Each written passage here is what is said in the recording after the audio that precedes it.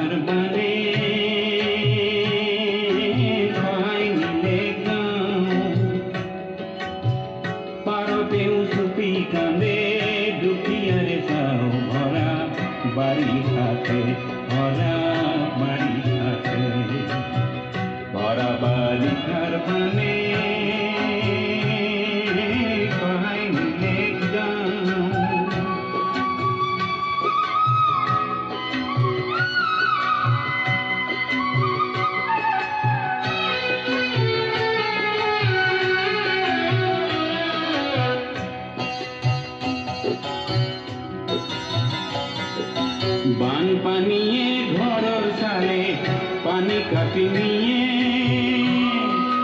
বানপানীয়ে ঘৰৰ চালে পানী কাটি নিয়ে, আহু ধানৰ আলিটি ভেটা ভাঙি দিয়ে, ভৰা বাৰিষাতে, ভৰা বাৰিষাতে, ভৰা বাৰিষাৰ পানী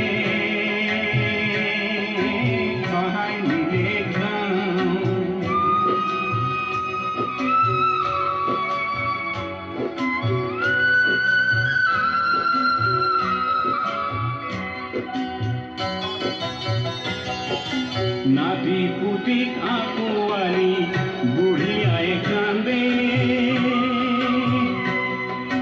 নাতি পুতিক আঁকোৱালি বুঢ়িয়াই কান্দে, বহুদুটিয়ে গছৰ আগত ভেটি মাটি খুন্দে, ভৰা বাৰিষাতে, ভৰা বাৰিষাতে, ভৰা বাৰিষাৰ মানে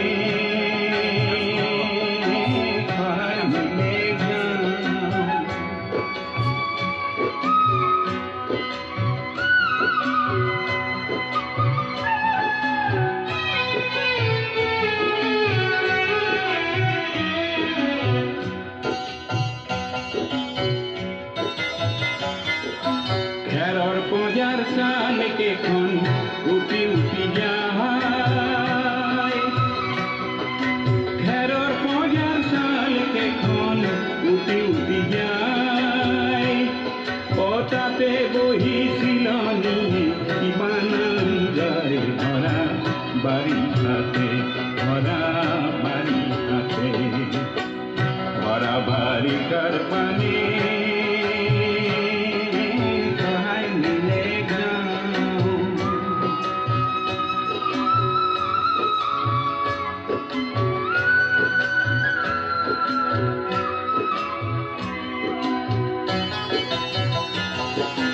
হাজাৰ হাজাৰ খেতিয়কৰ পথাৰ বুৰি গ'ল হাজাৰ হাজাৰ খেতিয়কৰ পথাৰ বুৰি গ'ল গাঁৱৰে কঠীয়া তলিৰ সপোন ভাঙি গ'ল ভৰা বাৰিষাতে ভৰা বাৰিষাতে ভৰা বাৰিষাৰ মানে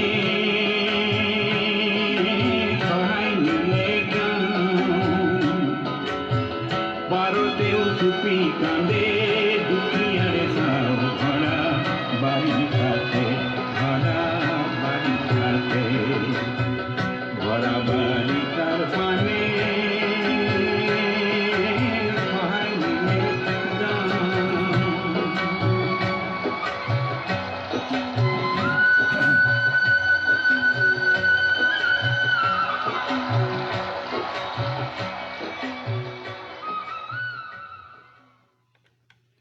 শ্ৰোতাসকল লগতে ফেচবুক ভিউৱাৰ্ছসকল আজিৰ বিষয়টো কোনো ব্যক্তিগত বিষয় নহয় আজিৰ বিষয়টো অতি গুৰুত্বপূৰ্ণ বিষয় কাৰণ অসমৰ যিটো বানপানীৰ সমস্যা অসমৰ বানপানী যেন বছৰেকীয়া উৎসৱত পৰিণত হৈছে দুৰ্ভাগ্যজনকভাৱে প্ৰতি বছৰে অসমলৈ আহে বানত ক্ষতিগ্ৰস্ত হয় খেতি মাটি জন ধন সকলো শ্ৰোতাসকল সেয়েহে ৰাষ্ট্ৰীয় সমস্যা হিচাপে ঘোষণা কৰাৰ ক্ষেত্ৰত বা এই সন্দৰ্ভত আপুনি কি ক'ব খোজে কাৰণ চৰকাৰৰ নীতি নিৰ্ধাৰণৰ ক্ষেত্ৰত ৰাইজৰ মতামত খুবেই গুৰুত্বপূৰ্ণ খুবেই জৰুৰী আমি দুটিমান নহয় কেইবাটাও আমি মতামত পাইছোঁ শ্বকিমুদ্দিন কল্পনা আমিন আৰু প্ৰণৱ কুমাৰ দত্ত আপোনালোকে অনুষ্ঠানটি চাই আছে নিশ্চয় কিছু সময় পিছতে আপোনালোকে লিখিব ইয়াৰ পিছতে নয়ন দাসে লিখিছে সুন্দৰ এটি অনুষ্ঠান আগবঢ়াইছে চাই আছোঁ নয়ন দাস আমি যিটো বিষয় আজি উত্থাপন কৰিছোঁ এইটো বিষয়ত আপুনি মতামত আগবঢ়ালে আমি ভাল পাম তাৰপিছতে মূলটোফা বেগমে লিখিছে অচিৰেই ৰাষ্ট্ৰীয় সমস্যা হিচাপে ঘোষণা কৰিব লাগে অসমৰ বানপানী সঁচা কথা আপুনি মতামত আগবঢ়াইছে ধন্যবাদ পিছতে সত্যৱতী ওজা পাঠকে আমাক সুপ্ৰভাত জনাইছে আৰু সুন্দৰ বিষয় বুলি কৈছে আৰু চিন্তা কৰিবলগীয়া বিষয় বুলি মত প্ৰকাশ কৰিছে তৃষ্ণা শৰ্মাই প্ৰভাত দাসে সুপ্ৰভাত জনাই কৈছে যে এই বিষয়টোৰ সন্দৰ্ভত আমি ভাবিব লাগে শ্বকিমুদ্দিনে কৈছে অনুষ্ঠানটো ভাল লাগিছে আৰু বিষয়টো সম্পৰ্কত আমি চিন্তা কৰিছোঁ ৰিণৰাণী দাস শৰ্মাই লিখিছে বোধহয় প্ৰথম লিখিছে নেকি ৰিণৰাণী দাস শৰ্মা আপুনি সুপ্ৰভাত আমাক জনাইছে অৰ্জুন ৰাংডাঙে লিখিছে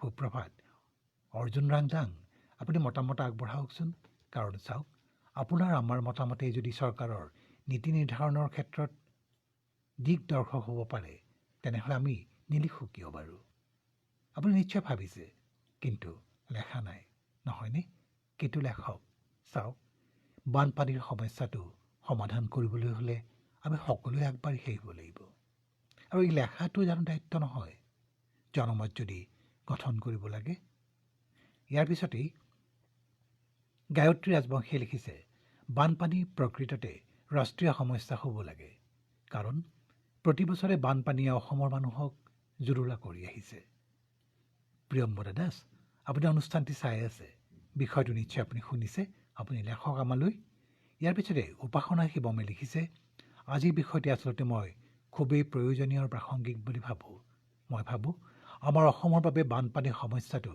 দীৰ্ঘদিনীয়া ভয়াৱহ সমস্যা বানপানী প্ৰতি বছৰে আহে লগতে ক্ষতিও কৰে বহুতো মানুহ মৃত্যুমুখত পৰে গতিকে এই সমস্যাটো সমাধানৰ ক্ষেত্ৰত সকলো আগবাঢ়ি আহিব লাগিব লগতে ৰাষ্ট্ৰীয় সমস্যা হিচাপে ঘোষণা কৰিব লাগিব কাৰণ এই সমস্যাটো সমাধান কৰিবলৈ যিমান ধনৰ প্ৰয়োজন হয় সিমান ধন ৰাষ্ট্ৰীয় সমস্যা হিচাপে ঘোষণা কৰিলেহে পোৱা যাব। উপাসনা শিৱম যুক্তি সহকাৰে আপুনি লিখিছে, ভাল লাগিছে আপোনাৰ মতামত, আৰু সঁচাকৈ বিশ্লেষণাত্মক দৃষ্টিভংগীৰে আপুনি কথাখিনি লিখিছে। আপোনাক ধন্যবাদ জনাইছোঁ। জনমত গঠন কৰাৰ ক্ষেত্ৰত নিশ্চয় আপুনি সহায়ক হ'ব, আপোনাৰ মন্তব্য সহায়ক হ'ব। ইয়াৰ পিছতেই মনোজ দাসে অনুষ্ঠানটি চাই আছে আৰু আমাক সুপ্ৰভাত জনাইছে আৰু অনুষ্ঠানটি আগবঢ়াই নিবলৈ আমাক কৈছে। নিশ্চয় আমি আগবঢ়াই লৈ যাম। সঞ্জীৱ বৰা আপুনিও চাই আছে। প্ৰণৱ কুমাৰ দত্তই কৈছে অনুষ্ঠানটো উপভোগ কৰিবলৈ মোবাইল অন কৰিছোঁ, আৰু কিছু সময় পিছতেই নিশ্চয় লিখিব প্ৰণৱ কুমাৰ দত্ত। আপুনি এগৰাকী সচেতন শ্ৰোতা, আপুনি লিখে। তাৰপিছত মমিতুলে লিখিছে, অনুষ্ঠানটি চাই আছোঁ আৰু খুবেই ভাল লাগিছে, অনুষ্ঠানটি আগবঢ়াই লৈ যাওকচোন, অকণমান পিছত লিখিম। ঠিক আছে, কিছু সময় পিছত লিখিলেও হ'ব। আমি আগবঢ়াই লৈ গৈছোঁ আমাৰ এই অনুষ্ঠানটি।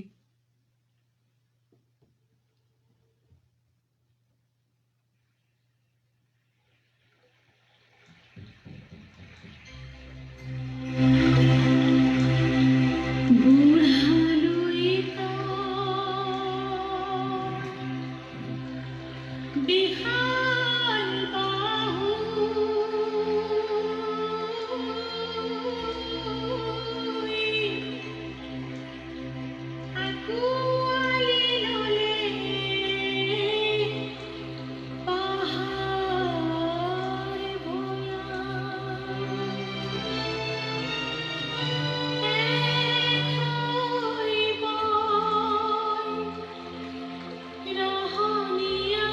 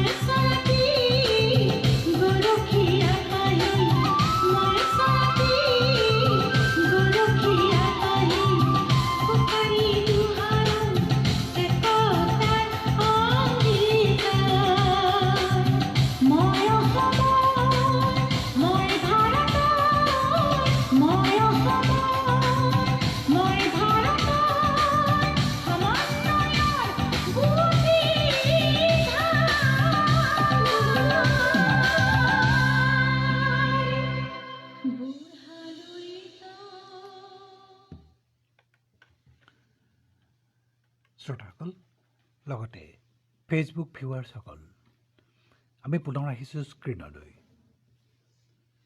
গুৱাহাটীৰ গড়চুকৰ পৰা মই শেৱালী বৰঠাকুৰ গোস্বামীয়ে লিখিছোঁ শ্ৰীমতী বৰঠাকুৰ গোস্বামী আপুনি নিয়মিতভাৱে আমালৈ লেখে আৰু অতি গুৰুত্ব সহকাৰে লিখে যিবোৰ আমি বিষয় দিওঁ আজি লিখিছে আপুনি যিহেতু অসম এখন ৰাজ্য গতিকে ভাৰত চৰকাৰে অসমৰ বান সমস্যাক ৰাষ্ট্ৰীয় সমস্যা হিচাপে স্বীকৃতি দিয়াটো উচিত ব্ৰহ্মপুত্ৰক নিয়ন্ত্ৰণ কৰা বা বৃহৎ নদীবান্ধসমূহৰ ক্ষেত্ৰত ল'বলগীয়া সাৱধানতাৰ বাবে আমি যি প্ৰভূত ব্যয় কৰিবলগীয়া হয় অসম চৰকাৰে নিজাববীয়াকৈ নিশ্চয় বহন কৰিব নোৱাৰিব বছৰে বছৰে বাঢ়ি অহা বানৰ তাণ্ডৱ অসমীয়াৰ ভয়ংকৰ ভৱিষ্যতৰ আগজাননী গৃহভূমিত গৃহহীনৰ আৰ্তনাদেৰে চৰম সীমা অতিক্ৰম কৰিছে মথাউৰি বান্ধি বান সমস্যা সমাধান কৰিব নোৱাৰি গতিকে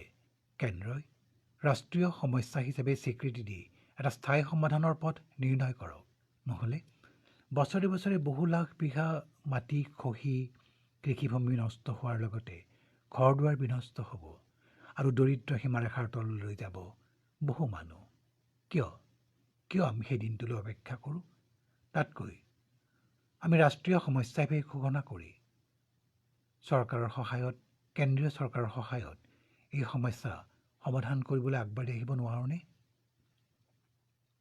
গোস্বামী বৰঠাকুৰ শ্ৰীমতী গোস্বামী বৰঠাকুৰ আপুনি অতি বিশ্লেষণাত্মক দৃষ্টিভংগী আগবঢ়াইছে সঁচাকৈ ভাল লাগিল কিয় জানে আমি সকলোৱে যদি বান সমস্যা সম্পৰ্কত এইদৰে ভাবোঁ আৰু ইমান যদি গভীৰলৈ গৈ চিন্তা চৰ্চা কৰোঁ তেন্তে আমি কিয় নোৱাৰিম সমাধান কৰিব এই সমস্যা আৰু পৃথিৱীত এনে কোনো সমস্যা নাই যিটো সমাধান কৰিব নোৱাৰি কেৱল চৰকাৰ আৰু ৰাইজ লগ লাগিলেহে হ'ব সকলোৱে লগ লাগিলে নিশ্চয় আমি সমাধান কৰিব পাৰিম এই সৰ্বনশীয়া বান সমস্যা ধন্যবাদ শেৱালী গোস্বামী বৰঠাকুৰ ইয়াৰ পিছতে লক্ষেশ্বৰ কাকতিয়ে লিখিছে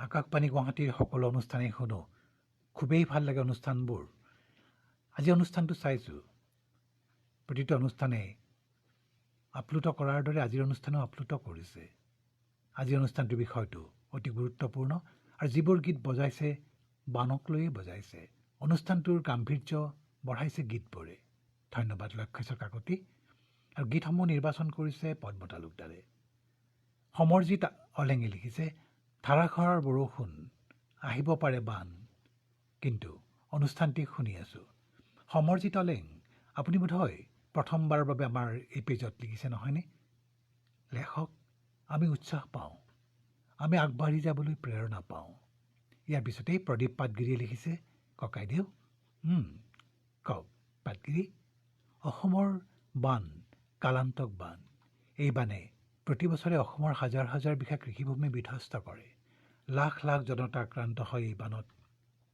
কাজিৰঙাৰ অনেক জীৱ জন্তু মৃত্যুমুখত পৰে এই বানত এনে প্ৰেক্ষাপটত অসমৰ বান সমস্যাক ৰাষ্ট্ৰীয় সমস্যা হিচাপে অচিৰেই ঘোষণা কৰা উচিত কংকন গোস্বামী লিখিছে প্ৰতিখন চৰকাৰে কৰিম বুলি কয় কৰিব পৰা নাই হয়তো সমস্যা আছে কেতবোৰ স্বামী সমস্যা আছে কিন্তু এই সমস্যাসমূহ সমাধান কৰিবই লাগিব আৰু মই পুনৰ কৈছোঁ যে লগ লাগিহে এই সমস্যা সমাধান কৰিব পাৰে বান সমস্যা কাৰো ব্যক্তিগত সমস্যা ই যে এক উমৈহতীয়া সকলোৰে সমস্যা ইয়াৰ পিছত মহিবুৰ ৰহমানে সুন্দৰ অনুষ্ঠান গুৰুত্বপূৰ্ণ ইতিমধ্যে বহুত পলম হৈ গৈছে বহু আগতেই ঘোষণা ৰাষ্ট্ৰীয় সমস্যা হিচাপে অসমৰ বানপানীৰ সমস্যা আমাক এক স্থায়ী সমাধান লাগে দেৱযানী চহৰীয়া আমাক স্থায়ী সমাধান লাগে নহ'লে কিমান শুনিম আমি বন্যাক্ৰান্তৰ ক্ৰন্দন নহয়নে এইবাৰ চাওক এতিয়ালৈকে কৰোণাত সংক্ৰমণত আক্ৰান্ত হৈ যিমান সংখ্যকে প্ৰাণ হেৰুৱাইছে তাতকৈ বানত আক্ৰান্তৰ সংখ্যা বেছি কিন্তু এইটো দুৰ্ভাগ্যজনক নহয়নে আৰু এনে দুৰ্ভাগ্যৰ পৰা আমি আঁতৰিম কেনেকৈ? নোৰামহেত আপুনি লিখিছে অসমৰ সম্পদবোৰ ৰাষ্ট্ৰীয়, গতিকে সমস্যাসমূহ ৰাষ্ট্ৰীয় কৰিব পাৰি। গুৰুত্বপূৰ্ণ মতামত আগবঢ়াইছে নোৰামহেত আপুনি। বুদ্ধদেৱ তেওঁ লিখিছে সুপ্ৰভাত জনাইছোঁ, আৰু গুৰুত্বপূৰ্ণ বিষয়টো লৈছে দিগন্ত কুমাৰ বৰাই লিখিছে মৰিগাঁৱৰ পৰা। অসমৰ বানপানীত কিমান অৰ্থৰ ক্ষতি হয় তাক আমি হিচাপ কৰি উলিয়াব নোৱাৰোঁ। খৰ মাটি, খেতি বাতি, মানুহ, জীৱ জন্তুৰ জীৱন নাশ আদি ইয়াতকৈ আৰু ডাঙৰ কথা কি হ'ব পাৰে? ব্ৰহ্মপুত্ৰ এখন আন্তৰ্জাতিক নদী, গতিকে আন্তৰ্জাতিক নদীৰ সমস্যা ৰাষ্ট্ৰীয় সমস্যা হিচাপে স্বীকৃত আচলতে হ'বই লাগিছিল। এটা গুৰুত্বপূৰ্ণ মন্তব্য আপুনি আগবঢ়াইছে দিগন্ত কুমাৰ বৰা, যে ব্ৰহ্মপুত্ৰ এখন আন্তৰ্জাতিক নদী, গতিকে এখন আন্তৰ্জাতিক নদীয়ে সৃষ্টি কৰা সমস্যা ৰাষ্ট্ৰীয় সমস্যা ইতিমধ্যে হ'বই লাগিছিল। আপোনাৰ মতামত সঁচাকৈ গুৰুত্বপূৰ্ণ বুলি আমি ক'বই লাগিব দিগন্ত বৰা। ইয়াৰ পিছত নিভা দেৱীয়ে লিখিছে সঁচাকৈ বানপানী সমস্যাক ৰাষ্ট্ৰীয় সমস্যাৰূপে ঘোষণা কৰিব লাগে, কিয়নো প্ৰতি বছৰে অসমবাসীয়ে বানপানীৰ বাবে দুৰ্ভোগ ভুগিবলগীয়া হৈছে। নদী বান্ধবোৰৰ বাবে হ'ব পৰা সুবিধা অসুবিধাসমূহ চালি জাৰি চাব লাগে। আৰু আমি এইটোৱে বিচাৰোঁ যে অসমৰ বান সমস্যা সমাধানৰ ক্ষেত্ৰত সকলো জড়িত হৈ পৰিব লাগে, ৰাজ্য চৰকাৰ, কেন্দ্ৰীয় চৰকাৰ আৰু প্ৰয়োজন হ'লে আন্তঃৰাষ্ট্ৰীয় বিভিন্ন এজেঞ্চিসমূহো জড়িত হৈ পৰিব লাগে। ৰাঘৱেন্দ্ৰ দেৱে লিখিছে লুইত কেতিয়াও বুঢ়া নহয়, লুইত চিৰযৌৱনা। গতিকে লুইতৰ ফলত বান হ'বই, কিন্তু সেই বান আমি ৰোধ কৰিবই লাগিব। জগদীশ চন্দ্ৰ শৰ্মাই লিখিছে বানপানীক সুযোগ হিচাপে গ্ৰহণ কৰাসকল আমাৰ শত্ৰু। পুনৰ কৈছোঁ, জগদীশ চন্দ্ৰ শৰ্মাই লিখিছে বানপানীক সুযোগ হিচাপে গ্ৰহণ কৰাসকল আমাৰ শত্ৰু। তেওঁলোকে যেতিয়ালৈকে ইয়াক সুযোগ হিচাপে লৈ থাকিব তেতিয়ালৈকে ই ৰাষ্ট্ৰীয় সমস্যা হ'লেও আমাৰ ৰক্ষা নাই। কিন্তু গতিকে যিসকলে বানপানীৰ সুবিধা ল'ব খোজে তেওঁলোকক চিনাক্ত কৰিবই লাগিব। জগদীশ চন্দ্ৰ শৰ্মা আপুনি দুৰ্নীতিৰ কথা কৈছে। যদিহে কোনোবাই দুৰ্নীতি কৰিছে বানপানীক লৈ, তেন্তে ইয়াতকৈ বোধহয় দুৰ্ভাগ্যজনক কথা আমাৰ ৰাজ্যখনৰ বাবে আন একোৱেই হ'ব নোৱাৰে। কিন্তু ৰাইজ যদি সজাগ হওঁ তেনেহ'লে বানপানীক লৈ যিসকলে দুৰ্নীতি কৰিবলৈ লৈছে তেওঁলোকক আমি কি কৰিব পাৰিম? কলিতে মষিমূৰ কৰিব পাৰিম, কিয় নোৱাৰিম? জগদীশ চন্দ্ৰ শৰ্মা, নোৱাৰিমনে বাৰু? নিশ্চয় পাৰিম। তেন্তে গীত শুনো।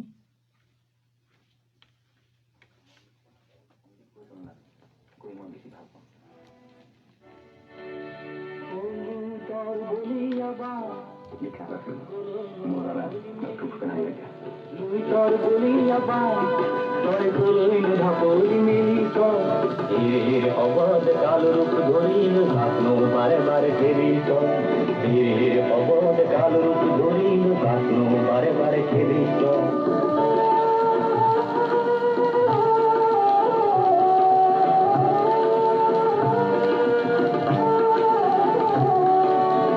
তোর বুকু হেন বাম হয়ে গোল, গভীরতা হেন কিছু নোহোয়া হল। লুই তোর বুকু হেন বাম হয়ে গোল, গভীরতা হেন কিছু নোহোয়া হল। ধান কয়কে হেন বলিয়া বলিয়া হই পারে উপশ্রী পরিত। হির পবন কাল রূপ ধরিল স্বপ্ন বারে বারে ফেরিত। হির পবন কাল রূপ ধরিল স্বপ্ন বারে বারে ফেরিত।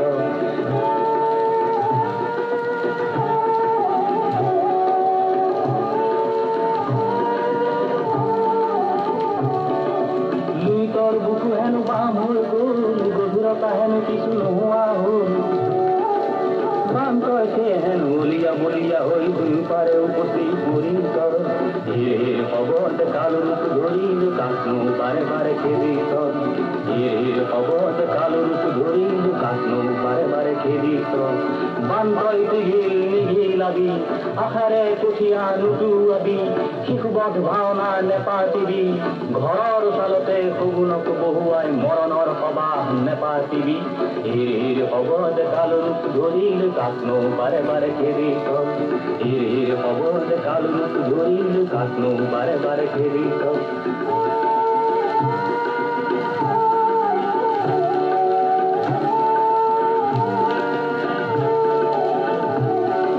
লুই তোৰ কৰতে জনম আমাৰ, পানি এই পিতৃ শক্তি আমাৰ লুইতৰ পাৰতে জনম আমাৰ পানীয়ে পিতৃ শক্তি আমাৰ সেই শক্তিৰে বানক্ৰোধী সহস্ৰ হাতেৰে জোকাৰ বান্ধি সেই শক্তিৰে বানক্ৰোধী সহস্ৰ হাতেৰে জোকাৰ বান্ধি তোৰে শক্তিক কাঢ়ি কাঢ়ি আনি তোকে আমাৰ ভিত্ত কৰিম হিৰিৰ পৱন কালৰূপ ধৰি কাকনো বাৰে বাৰে খেলি হিৰিৰ পৱন কালৰূপ ধৰি কাকনো বাৰে বাৰে খেলি লুইতৰ বলি আবাৰ ভয় কলৈ নুধাপৰ মিলিব লুইতৰ বলি আবাৰ লুইতৰ বলিয়া বান এৰা লুইতৰ বান বলিয়া বলিয়া বাবেই প্ৰতি বছৰে আহে বানৰ তাণ্ডৱ হয় আৰু ক্ষতি হয় প্ৰভূত পৰিমাণৰ। গতিকে শ্ৰোতাসকল লগতে ফেচবুক ভিউৱাৰ্ছসকল আপোনালোকে মতামত আগবঢ়াওক আৰু এই মতামতেৰে নিশ্চয় আমি জনমত গঠন কৰিব পাৰিম বান সমস্যা সমাধানৰ বাবে। উত্তৰা বৰুৱাই লিখিছে, অৱশ্যে তেওঁ ইংৰাজীতে লিখিছে, মই অসমীয়া কৰি দিছোঁ। উত্তৰা বৰুৱাই কৈছে যে বান সমস্যাক ৰাষ্ট্ৰীয় সমস্যা হিচাপে ঘোষণা কৰিবই লাগিব, কাৰণ অসমৰ বান সমস্যাৰ স্থায়ী সমাধানৰ বাবে যি বৃহৎ পৰিমাণৰ পুঁজিৰ প্ৰয়োজন হ'ব, এই পুঁজি কেৱল এখন ৰাজ্য চৰকাৰৰ দ্বাৰা কেতিয়াও সম্ভৱপৰ নহ'ব। গতিকে চৰকাৰে প্ৰতি বছৰে হোৱা ধনজনৰ ক্ষতি ৰোধ কৰিবলৈ বানপানীৰ প্ৰতিৰোধৰ বাবে কাৰ্যকৰী ব্যৱস্থা গ্ৰহণ কৰিব লাগিব। তেওঁ আৰু লিখিছে যে আমি প্ৰতি বছৰে অসমলৈ বহু বিশেষজ্ঞ অহা দেখোঁ, অভিযন্তাসকল আহে, চৰকাৰৰ বিভিন্ন আঁচনি হাতত লোৱা বুলি ঘোষণা কৰে, কিন্তু আঁচনি ঘোষণাৰ শেষ নহওঁতেই পুনৰ বান আহে। গতিকে কিমান সক্ৰিয়তাৰে কাম কৰিব লাগিব নিশ্চয় বুজি পাইছে। উত্তৰা বৰুৱাই, শ্ৰীমতী বৰুৱা আচলতে আপুনি এগৰাকী বিশেষজ্ঞৰ নিচিনাই মতামত আগবঢ়াইছে, আৰু এনেধৰণে যদি আমি সকলোৱে চিন্তা কৰোঁ তেন্তে আমি নিশ্চয় এই বানৰ সমস্যা সমাধান কৰিব পাৰিম। ইয়াৰ পিছতেই নিভাদেৱীয়ে লিখিছে, সঁচাকৈয়ে বানপানী সমস্যা ৰাষ্ট্ৰীয় সমস্যাৰূপে ঘোষণা কৰিব লাগে, কিয়নো প্ৰতি বছৰে অসমবাসীয়ে বানপানীৰ বাবে দুৰ্ভোগ ভুগিবলগীয়া হৈছে। নদী বান্ধবোৰৰ বাবে হ'ব পৰা সুবিধা অসুবিধাবোৰ চালি জাৰি চাব লাগে। আমি বিচাৰোঁ অসমৰ পৰা বানপানীৰ সমস্যা নাইকিয়া হ'বই হ'ব, সঁচাকৈ নাইকিয়া কৰিব লাগিব, নহয়নে বাৰু নিভাদেৱী? মুকুল তালুকদাৰে লিখিছে, আকাশবাণীৰ বহুতো অনুষ্ঠানৰ মই নিয়মীয়া শ্ৰোতা আৰু অনুষ্ঠানসমূহ শুনো। আপোনালোকে ফেচবুকৰ জৰিয়তে ইমান এটি গুৰুত্বপূৰ্ণ বিষয় আলোচনা কৰাৰ বাবে ধন্যবাদ জনাইছোঁ, আৰু আপোনালোকে সময় সাপেক্ষ বিষয় এটি বাছি লৈছে। ধন্যবাদ আকাশবাণী, ধন্যবাদ মুকুল তালুকদাৰ। ডক্টৰ ধ্ৰুৱজ্যোতি বৰদলৈ লিখিছে, বাবে অসম বানপানী প্ৰৱণ। বাৰিষা মৌচুমী বতাহৰ প্ৰভাৱত অসমৰ নদ নদীৰ জলপৃষ্ঠ বাঢ়িবই, সেয়েহে বানত ডুব যোৱা মানুহৰ জীৱনধাৰাৰ প্ৰণালী সেই অনুপাতে গঢ়ি তুলিব লাগিব, আৰু বান নিয়ন্ত্ৰণ আৰু জড়িত বিভাগসমূহত দুৰ্নীতি নিৰ্মূল কৰিব লাগিব। পুনৰ পঢ়ি দিছোঁ, অতি গুৰুত্বপূৰ্ণ এটা কথা। বানত ডুব যোৱা মানুহৰ জীৱনধাৰাৰ প্ৰণালী গঢ়ি তুলিব লাগিব, সলনি কৰিব লাগিব, তথা বান নিয়ন্ত্ৰণত জড়িত বিভাগসমূহত দুৰ্নীতি নিৰ্মূল কৰিব লাগিব। বানপানী ৰুদ্ধ কৰিব নোৱাৰি, ইয়াক প্ৰবন্ধনহে কৰিব পাৰি। ডক্টৰ বৰদলৈ সুন্দৰ লিখিছে আপুনি, সঁচাকৈ কৈছোঁ, বানপানী ৰুদ্ধ কৰিব নোৱাৰি, ইয়াক প্ৰবন্ধনহে কৰিব পাৰি। ডক্টৰ বৰদলৈ ধন্যবাদ। আপুনি নিশ্চয় জনমত গঢ়াৰ এগৰাকী সহায়ক হ'ব। লিখিছে যে বানপানীৰ সমস্যা সমাধান কৰিবই লাগিব, আৰু এতিয়া বানৰ তাণ্ডৱৰ সময়ত, এই হাহাকাৰৰ সময়ত কাকতে বানপানীক ৰাষ্ট্ৰীয় সমস্যা হিচাপে দাবী কৰি থকা হয়, কিন্তু বান নোহোৱা হোৱাৰ লগে লগে সেইবোৰ নোহোৱা হৈ পৰে। আচলতে আমি যিকোনো সময়তে এই দাবী উত্থাপন কৰি থাকিবই লাগিব। ইয়াৰ পিছতেই আমি দেখিছোঁ শিখা মহন্ত অনুষ্ঠানটো চাই আছে। শ্ৰীমতী মহন্ত, আপুনি মন্তব্য আগবঢ়াওক।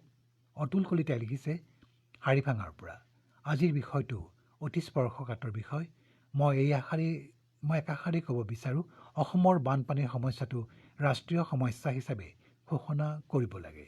মনোজ দাসে লিখিছে, আজিৰ বিষয়টো অতি গুৰুত্বপূৰ্ণ, কাৰণ বানপানী অসমৰ বহুতো ক্ষতি কৰে, তাৰ লগতে বহু জীৱ জন্তু, মানুহে প্ৰাণ হেৰুৱাবলগীয়া হয়। গণেশ পাঙিঙে লিখিছে, অসমৰ বানপানী সমস্যাক ৰাষ্ট্ৰীয় সমস্যা হিচাপে ঘোষণা কৰিবলৈ পূৰ্বৰে পৰা অসমৰ বিভিন্ন কৰি আহিছে। আমি আশাবাদী কেন্দ্ৰীয় চৰকাৰে অসমৰ বানপানী সমস্যাক ৰাষ্ট্ৰীয় ঘোষণা কৰি অসমৰ জনগণৰ সা সম্পত্তি, মাটি বাৰী সুৰক্ষাৰ বাবে সুস্থিৰ কৰ্মপন্থা হাতত ল'ব। বানপানী সমস্যাৰ সলনি বানপানীক সম্পদ হিচাপে ব্যৱহাৰ কৰিব নোৱাৰে নেকি? গণেশ পাঙিং, এইটো এটা গুৰুত্বপূৰ্ণ কথা যে বানপানীৰ সমস্যা হিচাপে লোৱাতকৈ সম্পদ হিচাপে ব্যৱহাৰ কৰিব নোৱাৰিনে? এনেধৰণৰ চিন্তা বিশেষজ্ঞসকলে নকৰা নহয়। গণেশ পাঙিং, বিভিন্ন দেশত, পৃথিৱীৰ বিভিন্ন দেশত যেতিয়া পানী বেছি হয় তেতিয়া কি কৰা হয় যে সেই পানীখিনিক সম্পদ হিচাপে ব্যৱহাৰ কৰা হয়। গতিকে অসমতো বানপানীত যিখিনি পানী হয়, এই পানীখিনি সম্পদ হিচাপে ব্যৱহাৰ কৰিব পাৰি নেকি? এই বিষয়ে কিন্তু সঁচাকৈ চিন্তা চৰ্চা কৰিব পাৰি। ভগৱান বৰ্মনে লিখিছে, অসমৰ ঔদ্যোগিক আৰু আৰ্থিকভাৱে পিছপৰা এখন ৰাজ্য, কিন্তু প্ৰাকৃতিক, বনজ, খনিজ সম্পদত অতিকে চহকী। কিন্তু বানপানী আৰু গৰাখহনীয়াৰ সমস্যাই প্ৰতি বছৰে অতিকে জুৰুলা কৰে, কঁকাল ভাঙি দিয়ে। গতিকে আমি ভাবোঁ যে এই সমস্যাৰ সমাধান কৰিবলৈ কেন্দ্ৰ আগবাঢ়ি আহিব লাগিব। ৰাজ্যখনৰ সম্পদৰ পৰা বহু আহৰণ কৰে কেন্দ্ৰই। আমি ভাবোঁ এখন দুৰ্বল ৰাজ্যৰ সমস্যাসমূহ সমাধান কৰিবলৈ কেন্দ্ৰ আগবাঢ়ি আহিব লাগিব আৰু বানপানীক অতি শীঘ্ৰে ৰাষ্ট্ৰীয় সমস্যা হিচাপে ঘোষণা কৰি স্থায়ী সমাধানৰ পথ উলিয়াব লাগিব। ইয়াৰ পিছতে কিৰণ চুতীয়াই লিখিছে, এই অনুষ্ঠানটো চাইছোঁ মই ঢকুৱাখানাৰ পৰা। বানপানী সঁচাই ৰাষ্ট্ৰীয় সমস্যা হ'ব লাগে। প্ৰকৃতিৰ তাণ্ডৱলীলা, বানপানী যেতিয়া হয় সেই অঞ্চলৰ ভুক্তভোগীয়েহে জানে। এনে দুৰ্যোগ হ'লে পিছৰ কি হয়, এবাৰ দুৰ্যোগ হ'লে পিছৰ বছৰটোত আমি সাজু হ'ব লাগে, নিজকে সাজু কৰিব লাগে জীৱন যুদ্ধৰ বাবে। কিন্তু আকৌ বান আহে, সেয়েহে আকৌ পিছ হুহুকি যাবলগীয়া হয়। গতিকে আমাৰ অনুৰোধ, সকলো জনপ্ৰতিনিধিয়ে এই সমস্যাৰ সমাধানৰ ক্ষেত্ৰত আগবাঢ়ি অহাটো উচিত। ধন্যবাদ কিৰণ চুতীয়া, ভাল লাগিছে। ইমান গভীৰভাৱে আমাৰ ফেচবুক ভিউৱাৰ্ছসকলে মন্তব্য আগবঢ়াইছে। নিশ্চয় বানপানী সমস্যাৰ ক্ষেত্ৰত এসময়ত এনেদৰে আলোচনা কৰিয়ে আমি সকলোৱে মিলি সমাধানৰ বাট উলিয়াব পাৰিম, নহয় জানো? কওক সকলোৱে একেলগে। লুইতেতে মোর ঘর, লুইতেই মোর পর, লুইতেই যে ভাঙে মনে অমন করম। লুইতেতে মোর ঘর, লুইতেই মোর পর, লুইতেই যে ভাঙে মনে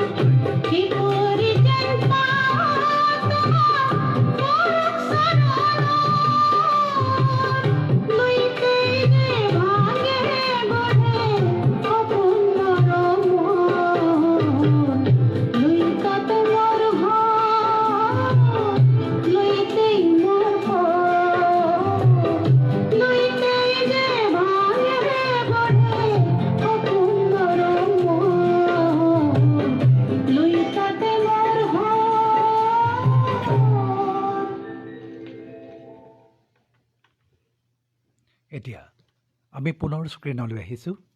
ভণ্টি পল্লৱীয়ে লিখিছে, এই বিষয়টো অতি গুৰুত্বপূৰ্ণ। আজিকালি বানৰ তাণ্ডৱে সকলোকে জুৰুলা কৰে।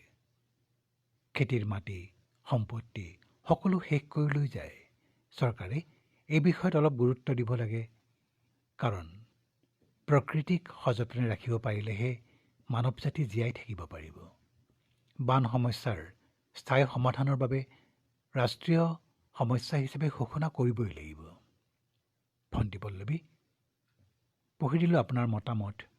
নিশ্চয় আপোনাৰ মতামতে আৰু বহুজনক এই সমস্যাৰ ক্ষেত্ৰত মাত মানিবলৈ সাহস যোগাব। পূৰবী শইকীয়াই লিখিছে নগাঁৱৰ পৰা, বানপানীৰ সমস্যা ৰাষ্ট্ৰীয় সমস্যা হিচাপে পৰিগণিত হওক। প্ৰতি বছৰে বানে জুৰুলা কৰা মানুহৰ চকুলো অসমীয়াৰ চকুলো। পূৰবী শইকীয়া, আৱেগিক হৈ গৈছোঁ। ইমান সুন্দৰকৈ লিখিছে আপুনি। প্ৰতি বছৰে বানে জুৰুলা কৰা মানুহৰ চকুলো অসমীয়াৰ চকুলো। এই চকুলো যেন শেষ হৈ যাওক চিৰদিনৰ বাবে। বানে থোৱা অঞ্চলৰ মানুহৰ দুখ দুৰ্গতি নাইকিয়া হৈ যাওক। পূৰবী শইকীয়া, আপোনাৰ মতামত পঢ়ি এনে লাগিছে আপুনিও যেন আৱেগিক হৈ পৰে বানৰ সমস্যা দেখি। বানত দুৰ্গতজনৰ জীৱন ধাৰণৰ কথা ভাবি বোধহয় আপুনি আৱেগিক হৈ পৰে, নহয়নে? কলিতা বন্দিতাৰ পৰা আমি পাইছোঁ মন্তব্য। হবিছুদ্দিন তালুকদাৰে লিখিছে, আপোনালোক ভালে থাকক আৰু গুৰুত্বপূৰ্ণ বিষয়লৈ আলোচনা কৰিয়েই থাকক। ইয়াৰ পিছতে উজ্জ্বল শইকীয়াই লিখিছে, বানপানীতকৈ বোধহয় ভয়াৱহ সমস্যা অসমৰ বাবে আন একোৱেই হ'ব নোৱাৰে। কাৰণ প্ৰতি বছৰে আমি বানপানী দেখোঁ। আমি ভাবোঁ যদি কেন্দ্ৰীয় চৰকাৰ আগবাঢ়ি আহে আৰু কেন্দ্ৰীয় চৰকাৰে যদি অসমৰ বানপানী নিয়ন্ত্ৰণৰ দায়িত্ব লয়, তেনেহ'লে এইটো সমস্যা চিৰদিনৰ বাবে নোহোৱা কৰি দিব পাৰি। উজ্জ্বলা শইকীয়াই। ধন্যবাদ উজ্জ্বলা শইকীয়া, আপোনাৰ মতামত আমি পঢ়ি দিছোঁ। নিশ্চয় আপোনাৰ মতামতেও জাগৰণ সৃষ্টিত সহায়ক হ'ব। চকীমুদ্দিনেও লিখিছে, জীৱন শৰ্মাৰ অনুষ্ঠানটি চাই আছে। হেমপ্ৰভা দেৱীয়ে লিখিছে, অসমৰ বানপানী সমস্যাটো ৰাষ্ট্ৰীয় সমস্যা বুলি মানি লোৱাটো আপুনি বিচাৰেনে? হয়, এইটোৱে আছিল আমাৰ প্ৰশ্ন। এই সমস্যাটো মই মনে প্ৰাণে ৰাষ্ট্ৰীয় সমস্যা হোৱাটো বিচাৰোঁ। সকলোবোৰ সৰু ডাঙৰ ৰাজ্য লগ হৈ একেলগে যদি ভাৰত চৰকাৰৰ লগত লগ লাগি এই সমস্যাটো সমাধান কৰে, তেন্তে চিৰদিনৰ বাবে সমাধান হ'ব বানপানীৰ সমস্যা। তাৰপিছতেই প্ৰণৱ কুমাৰ দত্তই লিখিছে, আজিৰ বিষয়টো অতি গুৰুত্বপূৰ্ণ। বানপানীৰ সমস্যাটো ৰাষ্ট্ৰীয় সমস্যা হিচাপে স্বীকৃতি দিব লাগে। বানপানীৰ এটি স্থায়ী সমাধান চৰকাৰে আনিব লাগে। মই জাজি খাটোৱাল গাঁৱৰ পৰা প্ৰণৱ কুমাৰ দত্ত। হয় দত্ত, আপুনি সদায় প্ৰতিটো বিষয়তে গুৰুত্বপূৰ্ণ মতামত আগবঢ়াই আহিছে। আমি দেখি আহিছোঁ, আমি শুনি আহিছোঁ আপোনাক। আজিৰ মন্তব্য অতি গুৰুত্বপূৰ্ণ আপোনাৰ। তাৰপিছতে ইফতিখাৰুল হাছেনে লিখিছে, সুপ্ৰভাত, গুৰুত্বপূৰ্ণ বিষয়। নবীউল্লাহ এছে লিখিছে, সম্প্ৰতি মহামাৰীৰ সময়ত আমি দেখিলোঁ মহামাৰী কি ৰূপ ধাৰণ কৰিব পাৰে, আৰু সেই তাণ্ডৱৰ মাজতেই অসমবাসীয়ে বানপানীৰ তাণ্ডৱৰ সন্মুখীন হ'বলগীয়া হৈছে। যেন ভূতৰ ওপৰত দান। সঁচাকৈ নবীউল্লাহ এছ, ভূতৰ ওপৰত দান। কিন্তু আমি সদায় বানপানী সমস্যাৰ মুখামুখি হৈয়ে থাকিব লাগিব নেকি? কেন্দ্ৰীয় চৰকাৰ আগবাঢ়ি আহক। ছালেহ আসলামে লিখিছে, এই অনুষ্ঠান দুটাই জনমত গঠনত সহায়ক হৈছে। মই ইয়েৰফোন ব্যৱহাৰ কৰি আপোনালোকৰ অনুষ্ঠানটো শুনি আছোঁ, আৰু এই গুৰুত্বপূৰ্ণ যি মতামতসমূহ আগবঢ়াইছে এইবোৰ শুনি আছোঁ। আৰু বানপানী সমস্যা সমাধানৰ বাবে আমি সকলোৱে আগবাঢ়ি আহিব লাগিব। সঁচা কথা ছালেহ আসলাম, আমি সকলো কিন্তু আগবাঢ়ি আহিব লাগিব। ইয়াৰ পিছত মহম্মদ ৰফিকে লিখিছে, মই কেৰেলাৰ পৰা অনুষ্ঠানটি চাওঁ, নুশুনাকৈ থাকিব নোৱাৰোঁ। যদিও মই কেৰেলাত কৰ্মৰত হৈ আছোঁ, কিন্তু এইখিনি সময়ত মই কামৰ পৰা কিছু জিৰণি লৈ অনুষ্ঠানটো শুনো। আজিৰ বিষয়টো অতি গুৰুত্বপূৰ্ণ। ধন্যবাদ মহম্মদ ৰফিক, আপুনি ভালে থাকক, নিজৰ যতন ল'ব। কিন্তু আপুনি অকলে আছে চাগে কেৰেলাত, ভালদৰে থাকিব দেই, নিজৰ যত্ন ল'ব। দিগন্ত বৰ্মনে লিখিছে, অসমৰ বানপানীৰ সমস্যা আজিৰ সমস্যা নহয়, বহুদিনৰ সমস্যা। এই সমস্যাসমূহ সোনকালে সমাধান হোৱাটো ভাৰত চৰকাৰেও বিচাৰিব লাগে, ৰাজ্য চৰকাৰেও বিচাৰিব লাগে। সমৰজিৎ আলেঙে লিখিছে, সদায় শুনো আৰু কিন্তু আজি প্ৰথম পেজত লিখিছোঁ, এটা গুৰুত্বপূৰ্ণ বিষয়ত আপোনালোকে আলোচনা কৰিছে আৰু সদায় কৰি যাওক, তেতিয়া নিশ্চয় সমস্যাসমূহ সমাধান হ'ব। ইয়াৰ পিছতেই ধনজিৎ বেজবৰুৱাই লিখিছে, পানীখিনি যদি সম্পদ হয় তেন্তে সমস্যাটো কিয় ৰাষ্ট্ৰীয় নহ'ব? এটা গুৰুত্বপূৰ্ণ প্ৰশ্ন আপুনি তুলিছে। পানীখিনি যদি ৰাষ্ট্ৰীয় সম্পদ হয় তেন্তে সেই পানীয়ে সৃষ্টি কৰা সমস্যাটো কিয় ৰাষ্ট্ৰীয় সমস্যা নহ'ব? নিশ্চয় বিশেষজ্ঞসকলে আপোনাৰ মতামতটো গুৰুত্ব সহকাৰে ল'ব। ধনজিৎ বেজবৰুৱা। মানসী বৰাই লিখিছে, এটি সুন্দৰ অনুষ্ঠানত বানপানীৰ বিষয়ে আলোচনা কৰিছে। নিশ্চয় সকলো প্লেটফৰ্মতে এই বিষয়ে আলোচনা হ'ব লাগে আৰু এনেদৰে যিধৰণে কি নাম দি মাতিমত কৰা হৈছে। সিদ্ধাৰ্থ ৰাজবংশী লিখিছে, প্ৰতি বছৰে অসমখনক পিছুৱাই লৈ গৈ আছে বানপানীয়ে। বছৰত দেখোন এবাৰ দুবাৰ নহয় ৪-৫ বাৰলৈকে বানপানী হয় অসমত। ঘৰবাৰী, মাটি সম্পত্তি, খেতিপথাৰ বিনষ্ট হয়। সেয়েহে বানপানীক ৰাষ্ট্ৰীয় সমস্যা হিচাপে ঘোষণা কৰি সমাধানৰ বাট উলিয়াবৰ হ'ল।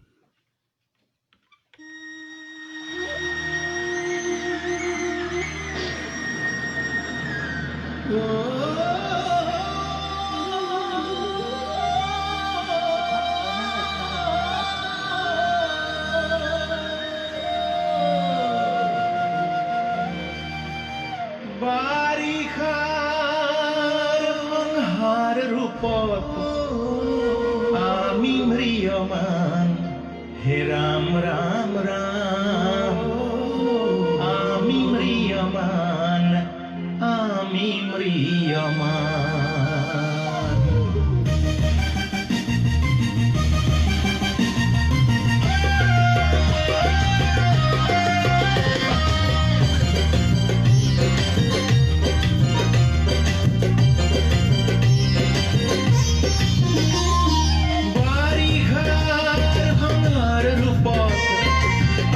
ম্রিয়মান, হে রাম রাম রাম।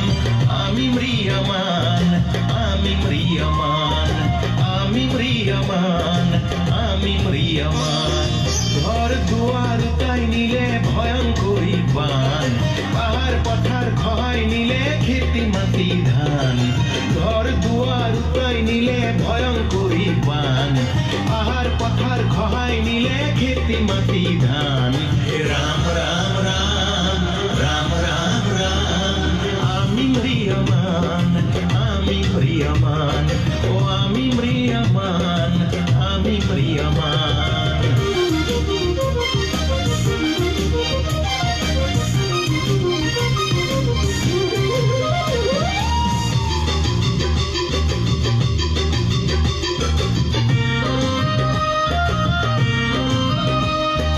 সর্বহারাত তুমি শক্তি দিয়া, দিন দুখিয়াত তুমি ৰক্ষা কৰা।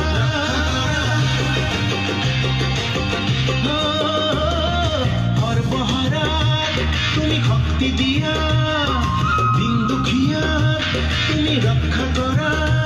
মহাশংকা মনৰ দূৰ কৰাচোন, জীৱন কৰা ত্ৰাণ। এই মায়াময় সংসাৰ তোমাৰ সহজ হোৱাই টান, বুজি পোৱাই টান। হে ৰাম ৰাম ৰাম, ৰাম ৰাম ৰাম। বাৰিষাৰ সংহাৰ ৰূপত আমি ম্ৰিয়মান, আমি ম্ৰিয়মান, ও আমি ম্ৰিয়মান, আমি ম্ৰিয়মান।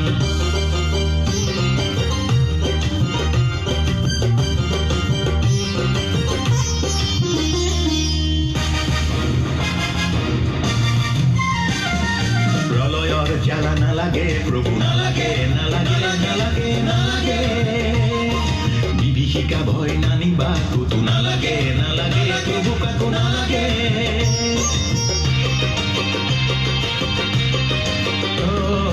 প্ৰলয়ৰ জ্বালা নালাগে প্ৰভু, নালাগে নালাগে নালাগে নালাগে।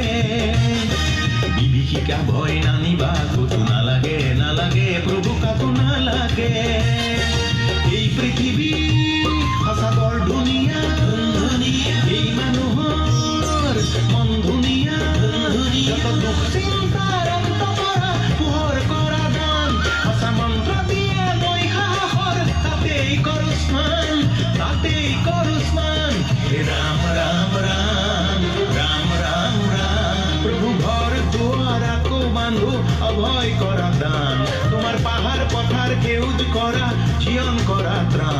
রাম রাম রাম রাম রাম রাম আমি ম্রিয়মান আমি ম্রিয়মান ও আমি ম্রিয়মান আমি ম্রিয়মান আমি ম্রিয়মান আমি ম্রিয়মান আমি ম্রিয়মান আমি ম্রিয়মান।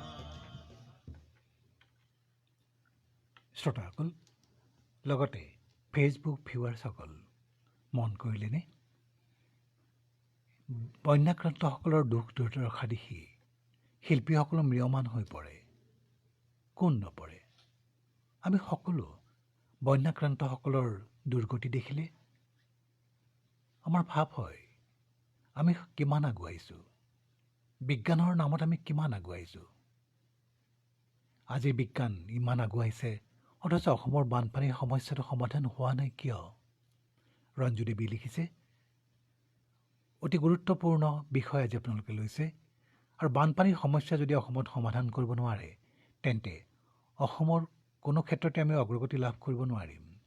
কিন্তু ৰাজ্য চৰকাৰ আৰু কেন্দ্ৰীয় চৰকাৰে দায়িত্ব হিচাপে মানি ল'ব লাগিব। ৰঞ্জু দেৱী, আপোনাৰ মতামত আমি পঢ়ি দিলোঁ। দয়ানন্দ মহন্তই লিখিছে মুম্বাইৰ নবীৰ পৰা। তেখেতে লিখিছে, আজিৰ বিষয়টো সঁচাকৈ অতি গুৰুত্বপূৰ্ণ। কিন্তু কি জানে, বাৰিষাৰ পাছত সকলোৱে পাহৰি যায় যে বানপানী আহিছিল, আৰু খৰালি দিনত কোনেও নাভাবে যে বানপানী আহিব। গতিকে কি কৰিব লাগিব? আন্দোলন। কিন্তু আন্দোলনেৰে জানো সমস্যা সমাধান হ'ব? গতিকে ৰাইজে চৰকাৰৰ লগত একেলগে লগ হৈ বানপানীৰ সমস্যা সমাধান কৰিব লাগিব। ৰাইজৰ শক্তি অতুলনীয়, সুফল অনিবাৰ্য। ধনজিৎ বেজবৰুৱাই লিখিছে, পানীখিনি কিয় ব্যৱহাৰ কৰে যদি সমস্যাটো সমাধান নকৰে? ইয়াৰ পিছতে অৰুণ চেতিয়া খাটনিয়াৰে লিখিছে, আকাশবাণী গুৱাহাটীৰ সকলো কৰ্মকৰ্তাক সুপ্ৰভাত জনাইছোঁ। বানপানী আৰু ব্ৰহ্মপুত্ৰ এটা এৰাব নোৱাৰা সম্পৰ্ক। আন নদীৰ পৰা বানপানী হ'লেও মুখ্যতঃ অসমৰ পৰিচয় ব্ৰহ্মপুত্ৰ যে অসমৰ সভ্যতা, অসমৰ সংস্কৃতি। লগতে এছামৰ বাবে দৈন্যতা বাহক, সেই সকলো আমাৰ সুহৃদ। আমি সকলোৱে ভবা তেওঁলোকৰ বিষয়ে ভবা দৰকাৰ। তেনেস্থলত চৰকাৰীভাৱে কেন্দ্ৰীয় চৰকাৰৰ লগতে একেলগে এটা সুনিৰ্দিষ্ট আঁচনি কৰি যদি স্থায়ীভাৱে এই সমস্যাটো সমাধান কৰিব পাৰোঁ, তেনেহ'লে অসমৰ এই সমস্যাটো আমি সমাধান কৰিব পাৰিম, নিশ্চয় পাৰিম। আপুনি দীনতাৰ কথা কৈছিলে, সঁচাকৈ ব্ৰহ্মপুত্ৰ অসমৰ সভ্যতা আৰু সংস্কৃতিৰ বাহক আমি মানি লৈছোঁ। আৰু কিন্তু এতিয়া এছামৰ বাবে দীনতাৰো বাহক হৈ পৰাটো দুৰ্ভাগ্যজনক কথা। অৰুণা চেতিয়া খাটনিয়াৰ গভীৰভাৱে আপুনি বিশ্লেষণ কৰিছে এই সমস্যাটো। সকলোৱে কৰক, তেতিয়া নিশ্চয় আমি স্থায়ী সমাধান পাম। তুলসী গগৈ লিখিছে, আমি ভাবোঁ ঘোষণা কৰাটো পলমেই হৈছে।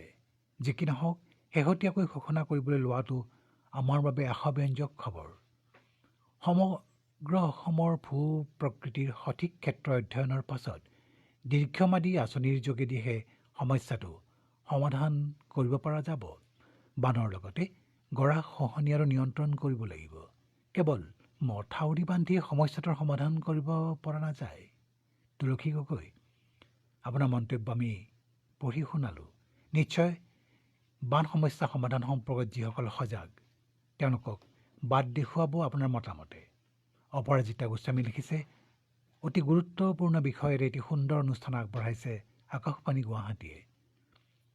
অৰুণ ৰাজদাঙীয়ে লিখিছে আমালৈ, বানপানী অসমৰ আটাইতকৈ ডাঙৰ সমস্যা বুলি ক'লে ভুল নহয়।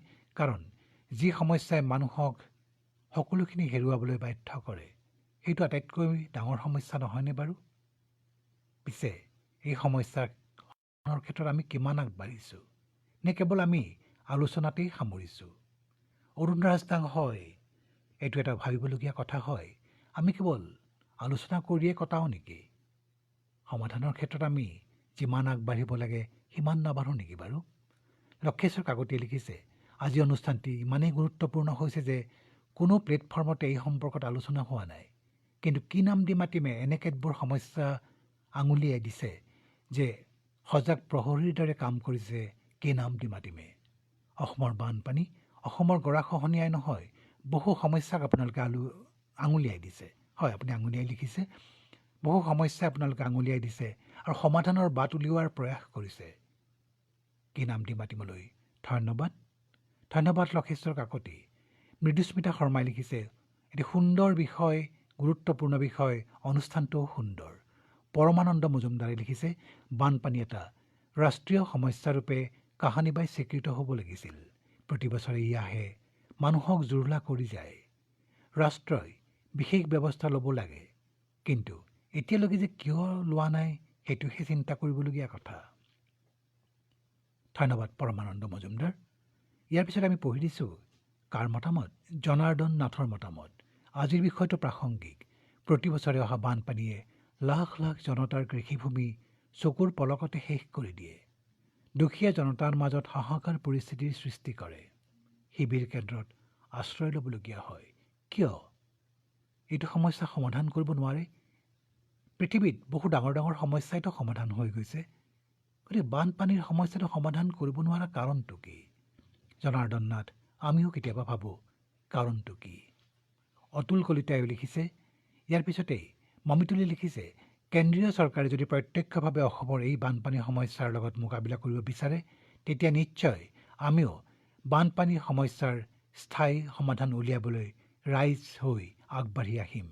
এৰা মমিতুল, আমি ৰাইজ হিচাপে আগবাঢ়ি আহিব লাগিব। ৰাইজ আগবাঢ়ি আহিব লাগিব। দেৱজানী চহৰীয়াই লিখিছে, প্ৰতি বছৰে বানপানীয়ে অসমক জুৰুলা কৰে, সৰ্বশ্ৰান্ত কৰে। আমাৰ অৰ্থনৈতিকভাৱে কোঙা কৰি পেলায় এই মহাপ্ৰলয় বানে। কিন্তু দুখ লাগে, এছামৰ বানপানীৰ উৎসৱৰ দৰে চৰকাৰী সাহায্যবোৰক লৈও দুৰ্নীতি হয়, ৰাজনীতি হয়। ইয়াতকৈ দুৰ্ভাগ্যজনক ঘটনা কি হ'ব পাৰে? বানপানীক লৈ যদি কোনোবাই ৰাজনীতি কৰে, তাতকৈ বোধহয় ডাঙৰ ভয়ানক অভিশাপ আন একোৱেই হ'ব নোৱাৰে। সঁচাকৈ দেৱজানী চহৰীয়া, আমিও ভাবোঁ বানপানীক লৈ যদি দুৰ্নীতি হয়, তেনেহ'লে ৰাজ্যৰ বাবে অভিশাপ নহ'বনে? ইয়াৰ পিছতে কাকলি কলিতাই লিখিছে, অতি প্ৰয়োজনীয় বিষয়। বানপানীৰ সমস্যাটো ৰাষ্ট্ৰীয় সমস্যা হিচাপে পৰিগণিত হোৱাটো খুবেই দৰকাৰী হৈ পৰিছে, কাৰণ বানপানীয়ে সৃষ্টি কৰিছে ভয়াৱহতা। এই ভয়াৱহতা কিমান দিন সহিম? হয় কাকলি কলিতা, কিমান দিন সহিম আৰু বানৰ ভয়াৱহতা?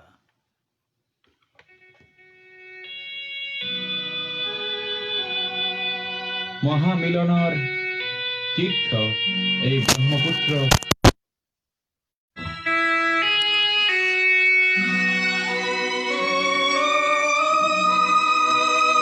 আজি ব্ৰহ্মপুত্ৰ হল বহ্নিমান, আজি ব্ৰহ্মপুত্ৰ হল বহ্নিমান। মনৰ দিগন্তত ধোঁৱা উৰে, আকাশত কপীয়া তৰা ঘূৰে, পদে পদে কৰে কাক অপমান। আজি ব্ৰহ্মপুত্ৰ হল বহ্নিমান, আজি ব্ৰহ্মপুত্ৰ হল বহ্নিমান, আজি ব্ৰহ্মপুত্ৰ হল বহ্নিমান।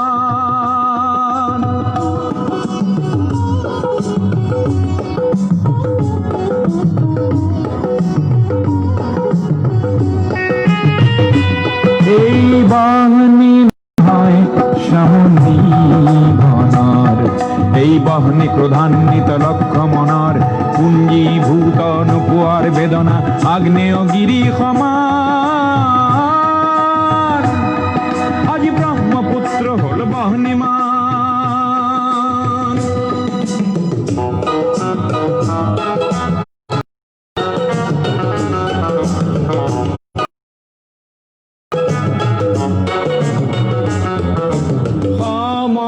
সমদলৰ পদধ্বনি, আবাল বৃদ্ধ বনিতা, আবাল বৃদ্ধ বনিতা,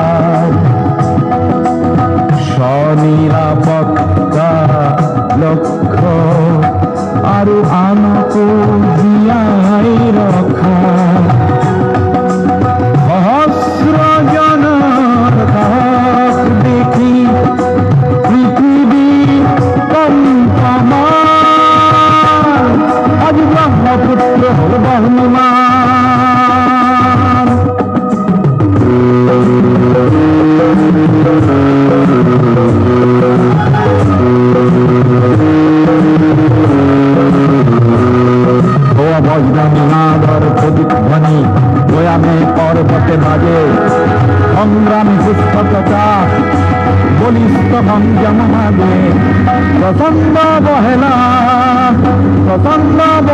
এইবার নাচিবই ইয়নকো কৰি বলিদান আজি ব্ৰহ্মপুত্ৰ হল বহ্নিমান আজি ব্ৰহ্মপুত্ৰ হল বহ্নিমান আজি ব্ৰহ্মপুত্ৰ হল বহ্নিমান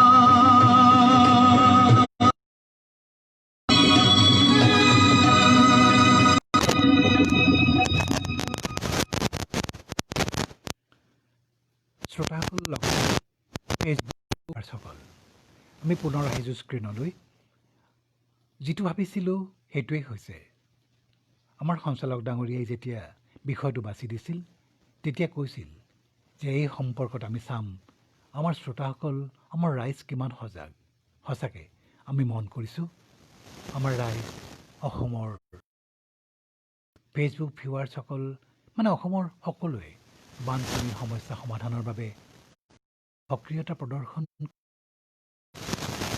ফেচবুকে লিখিছে গুৰুত্বপূৰ্ণ বিষয় আৰু বোধহয় গুৰুত্বপূৰ্ণ বিষয় যেতিয়া কৰিব লাগে ঠিক সেই সময়ত জিত বেজবৰুৱা কথাখিনিত আছে আকাশবাণীৰ প্ৰতি প্ৰশংসাসূচক এটি মন্তব্য আপোনাৰ মন্তব্যৰ বাবে আকাশবাণী আপোনাক ধন্যবাদ জনাইছে বিতপন ডেকাই লিখিছে অসমৰ বান সমস্যা অতীতৰ পৰা এক সমস্যা হিচাপে আমাৰ ধন জন কৃষি লগতে বিভিন্ন সম্পদৰ ক্ষতি কৰি আহিছে চৰকাৰৰ আগ্ৰহ আৰু ইচ্ছা থাকিলে এই সমস্যাৰ সমাধান বান সমস্যাক ৰাষ্ট্ৰীয় সমস্যা হিচাপে স্বীকৃতি প্ৰদান কৰিলেহে এই সমস্যাৰ স্থায়ী সমাধান হ'ব ধীৰাজ হালৈয়ে লিখিছে কি নাম দি মাতিম কি বুলি কওঁ অতি সুন্দৰ অনন্য লগতে গুৰুত্বপূৰ্ণ কাৰণ আজিয়ে চাওক আনে নকৰা কাম এতিয়া আপোনালোকে কৰিছে গুৰুত্বপূৰ্ণ বিষয় আলোচনা কৰিছে গীতৰ মাজেৰে ধন্যবাদ আপোনালোকক আমিও ধীৰাজ হালৈ আমিও কৈছোঁ আপোনাক ধন্যবাদ ইয়াৰ পিছতেই ৰুমা বৰুৱাই লিখিছে নমস্কাৰ গ্ৰহণ কৰিব সকলোৱে ভালে আছে নহয় আজিৰ বিষয়টো অতি গুৰুত্বপূৰ্ণ মৃগেশ চৌধুৰীয়ে লিখিছে এই বানপানী তাণ্ডৱৰ মাজতে আমি জীয়াই আছোঁ আমি জীয়াই থাকিবই লাগিব কিন্তু বানপানীয়ে আমি কি কৰিব পাৰোঁ কাৰণ বানপানীৰ প্ৰতিশোধ আমি ল'ব পাৰোঁ কাৰণ বানপানীৰ আমি প্ৰতিশোধ ল'বলৈ গ'লে বানপানীয়ে আৰু ভয়াৱহ ৰূপহে ল'ব সেইকাৰণে বানপানী নিয়ন্ত্ৰণৰ বাবে বানপানী এক এনে সমস্যা যিটো প্ৰবন্ধন কৰিব লাগে গতিকে আমি সকলোৱে মিলি এই সমস্যা সমাধান কৰিব লাগিব মৃগেশ চৌধুৰী হয় আমি সকলোৱে মিলাটোত আপুনি গুৰুত্ব আৰোপ কৰিছে আমিও কৈছোঁ কেন্দ্ৰীয় চৰকাৰে নাইবা ৰাজ্য চৰকাৰে অকলে এই সমস্যাৰ সমাধান কৰিব নোৱাৰে তেন্তে আগবাঢ়ি আহিব লাগিব কোন আপুনি আমি সকলোৱে নহয়নে মধুচন্দা বৈশ্যই লিখিছে এটা গুৰুত্বপূৰ্ণ বিষয় চৰকাৰৰ লগতে প্ৰতিগৰাকী জনপ্ৰতিনিধি আৰু নাগৰিক সচেতন হোৱা উচিত লুইতৰ দৰে আন্তঃৰাষ্ট্ৰীয় নদী এখনৰ সমস্যা নিশ্চিতভাৱে ৰাষ্ট্ৰীয়ভাৱে গ্ৰহণ কৰিব লাগে তাৰপিছতে পি বি ফুকনে চাই আছে আমাৰ অনুষ্ঠানটি চন্দ্ৰজিৎ দাসে লিখিছে হাতীচুঙৰ পৰা নগাঁৱৰ হাতীচুঙৰ পৰা লিখিছে তেওঁ লিখিছে ব্ৰহ্মপুত্ৰ সম্পদবোৰ যদি ৰাষ্ট্ৰৰ হ'ব পাৰে তেন্তে ইয়াৰ পৰা সৃষ্ট সমস্যাবোৰ ৰাষ্ট্ৰৰ কিয় হ'ব নোৱাৰে আমেৰিকাই তেওঁলোকৰ এসময়ৰ চকুলো মিছিছিপিক আমেৰিকাৰ হাঁহিলৈ আমি নোৱাৰাৰ অৱকাশ ক'ত প্ৰধানমন্ত্ৰীয়ে পেকেজ ঘোষণা কৰক লগে লগে বানপানীৰ সমস্যা সমাধানৰ বাবে কাৰ্যকৰী বিষয়া আছে তেওঁলোকে সক্ৰিয়তা প্ৰদৰ্শন কৰক লগে লগে আমাৰ সমস্যা নোহোৱা হ'ব উজ্জ্বলা শইকীয়াও আমালৈ বৰষা শইকীয়াই লিখিছে অসমৰ বানপানীৰ সমস্যাৰ স্থায়ী সমাধান ভাবোঁ মৃদুস্মিতা শৰ্মাই লিখিছে অতি গুৰুত্ব ভদ্ৰকান্ত কলিতাই লিখিছে, ভৌগোলিক দিশৰ পৰা চুবুৰীয়া ৰাষ্ট্ৰৰ পৰা অহা পানী আমাক বানপানীৰ সৃষ্টিত এক কাৰক হৈ পৰিছে। গতিকে চুবুৰীয়া ৰাষ্ট্ৰৰ লগতো কেন্দ্ৰীয় চৰকাৰে আলোচনা কৰি পানী এৰা নেৰা সম্পৰ্কত সিদ্ধান্ত ল'ব লাগে। অসমখনক বানপানীয়ে জুৰুলা কৰি অহা দেখিছোঁ সৰুৰে পৰা। আচলতে বানপানীক ৰাষ্ট্ৰীয় সমস্যা আজিয়ে কংকন গোস্বামীয়ে লিখিছে, বানপানী এটা বছৰেকীয়া মহামাৰী। চৰকাৰে মাথো কেতিয়াও গুৰুত্ব সহকাৰে লোৱা বুলি অনুভৱ হোৱা নাই। বানপানীয়ে প্ৰাণহানি কৰা পৰিয়ালৰ মৰ্মবেদনা যেতিয়া উপলব্ধি কৰিব সকলোৱে, তেতিয়া নিশ্চয় এই সমস্যাৰ সমাধান হ'ব। আশা কৰোঁ কেন্দ্ৰীয় চৰকাৰে এই ক্ষেত্ৰত গুৰুত্বপূৰ্ণ ভূমিকা ল'ব। কংকন গোস্বামী, কেন্দ্ৰীয় চৰকাৰে ইতিমধ্যেই ভাবিছে অসমৰ সমস্যাটো ৰাষ্ট্ৰীয় সমস্যা হিচাপে ঘোষণা কৰা নকৰা সম্পৰ্কত ইতিমধ্যে আলোচনা আৰম্ভ হৈছে। আমি ভাবোঁ আমি নিশ্চয় এক গ্ৰহণযোগ্য সমাধান পাম। অলি চৌধুৰীয়ে লিখিছে, আজিৰ বিষয়টো অতি গুৰুত্বপূৰ্ণ। বানপানী সমস্যা ৰাষ্ট্ৰীয় সমস্যা হিচাপে পৰিগণিত হোৱাটো বিচাৰোঁ। কিন্তু দৰকাৰী কথাটো হৈছে বানপানীৰ সমস্যা সমাধানৰ লগত যিবোৰ বিভাগ জড়িত হৈ থাকে, এই বিভাগবোৰ যাতে নিকা হৈ থাকে সেইটোও কিন্তু নিশ্চিত কৰিব লাগিব। হয় অলি চৌধুৰী, ঠিকেই কৈছে আপুনি। সকলোৱে নিকা হৈ থাকিলেহে আমি এই সমস্যা সমাধান কৰোৱাই লিখিছে, মই মাজবাটৰ পৰা লিখিছোঁ, অসমৰ বান সমস্যা ৰাষ্ট্ৰীয় সমস্যা বুলি ঘোষণা কৰাটো ৰাষ্ট্ৰীয় সমস্যাৰূপে ঘোষণা কৰিলে ভাৰত চৰকাৰ, অসম চৰকাৰ আৰু ৰাইজৰ সৈতে কল্পিত আঁচনি গ্ৰহণ কৰিলে এই সমস্যা সমাধান কৰাটো অসম্ভৱ নহয় যেন লাগে। গতিকে আমি আহক আটাই মিলি এই সমস্যাটো সমাধানৰ কাৰণে প্ৰয়াস কৰোঁ।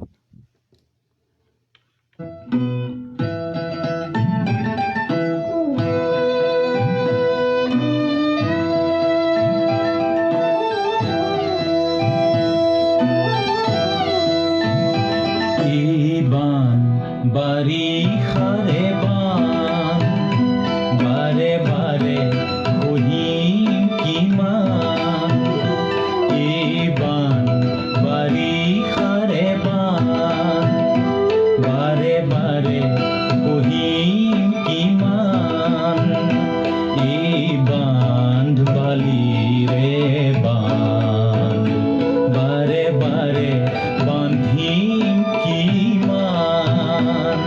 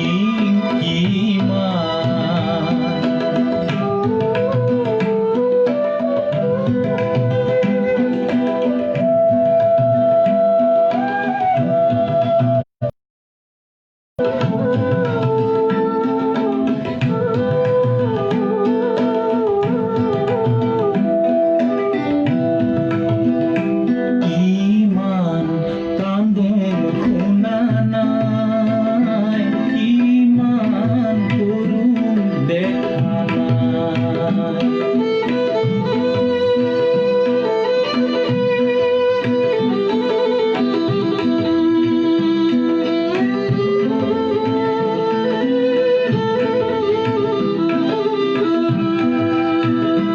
ইমান কান্দোন শুনা নাই, ইমান কৰুণ দেখা নাই।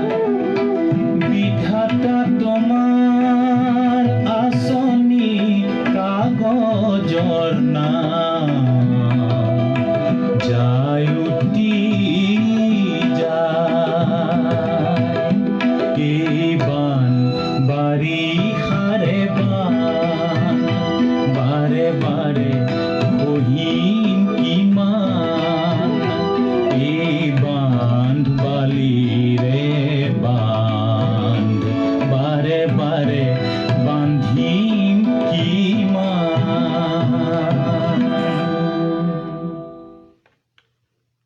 আমি পুনৰ স্ক্ৰীণলৈ আহিছোঁ। শ্ৰোতাসকল, ফেচবুক ভিউৱাৰ্ছসকল, আপোনালোকৰ সজাগতা দেখি আমি আপ্লুত হৈ পৰিছোঁ। কাৰণ আমাৰ যিটো উদ্দেশ্য যে বানপানীৰ সমস্যা সমাধানৰ ক্ষেত্ৰত আমাৰ সজাগতা কিমান, এইটো আমি জানিব বিচাৰিছিলোঁ। এইটো সমস্যা সম্পৰ্কত ৰাইজৰ সজাগতা সৃষ্টিৰ প্ৰয়াস কৰিছে আকাশবাণীয়ে। আজি আপোনালোকে ইমান সুন্দৰভাৱে সঁহাৰি আগবঢ়াইছে আমাৰ অনুষ্ঠানটিলৈ। আপোনালোকৰ সজাগতা দেখি সঁচাকৈ আমাৰ ভাল লাগিছে। কাৰণ আমাৰ অনুষ্ঠানটিৰ উদ্দেশ্য সফল হোৱা যেন লাগিছে। Air Guwahati simply great. ধন্যবাদ নিৰ্মল কুমাৰ। আবেজুদ্দিন তালুকদাৰে লিখিছে, অসম গতিকে সমস্যাৰ ক্ষেত্ৰত কেন্দ্ৰীয় চৰকাৰখন আগবাঢ়ি নাহিবনে? নিশ্চয় আহিব।